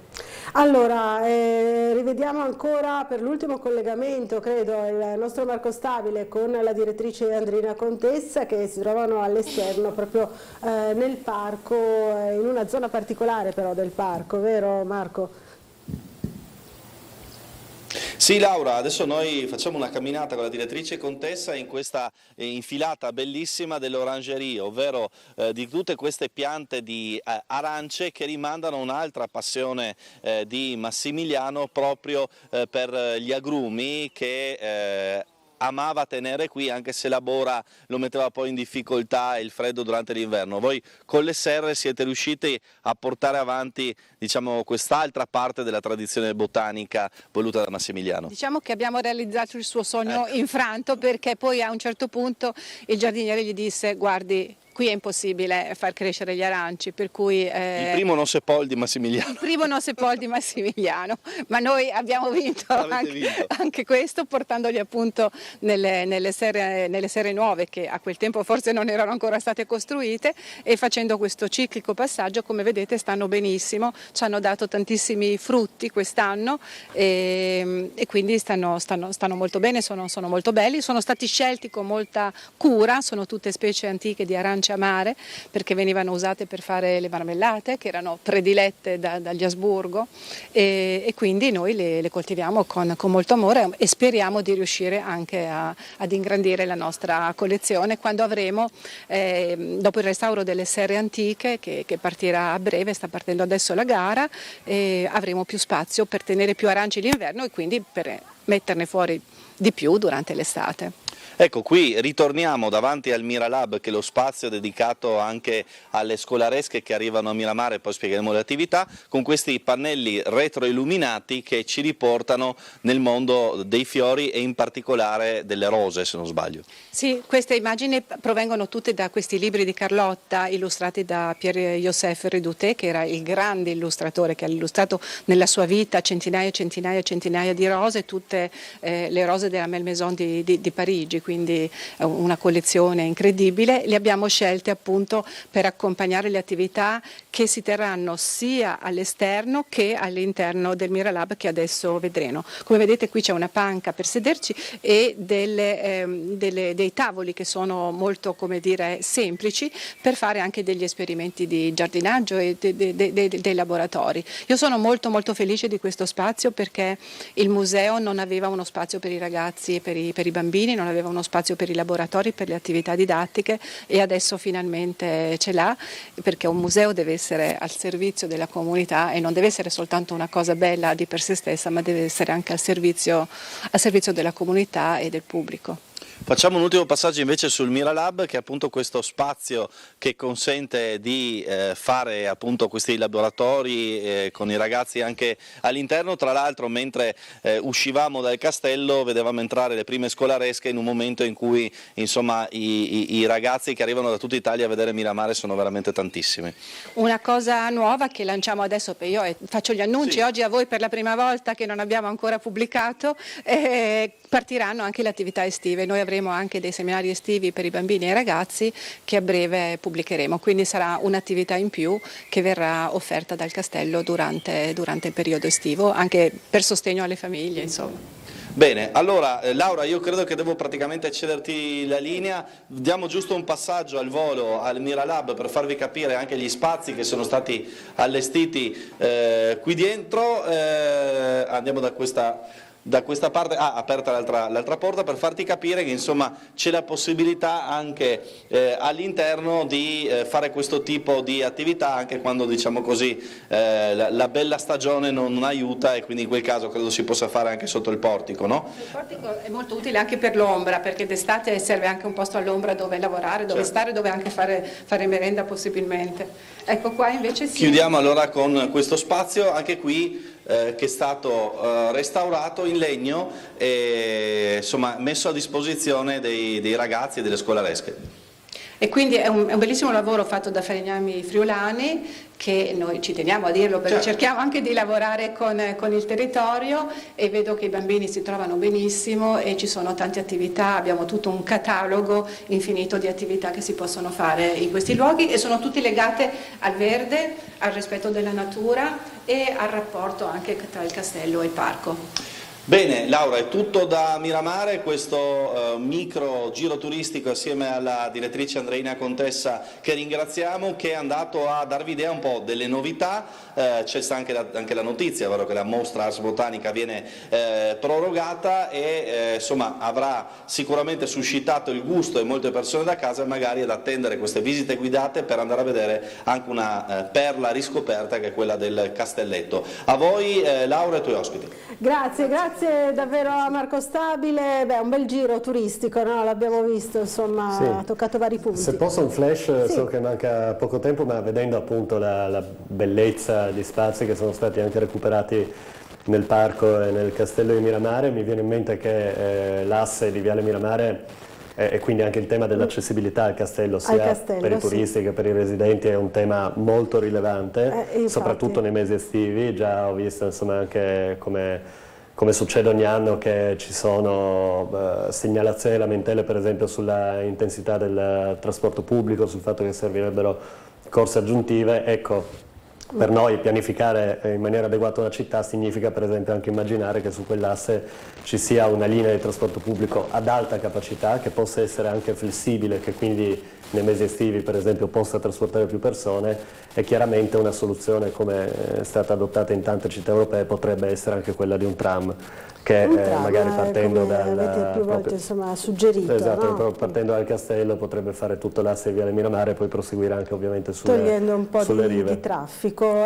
Prima di immaginare anche qualsiasi estensione della linea di costa, eccetera, ovvie magari però anche immaginare come riorganizzare la linea di costa, prima bisognerebbe risolvere il problema dell'accessibilità, altrimenti la pressione rischia di essere veramente troppa. Allora ne parleremo magari in un'altra puntata, torneremo a invitare il nostro ospite, intanto lo ringraziamo e gli auguriamo buon lavoro e buona giornata. Buona giornata. E buona giornata anche a tutti voi che ci avete seguito.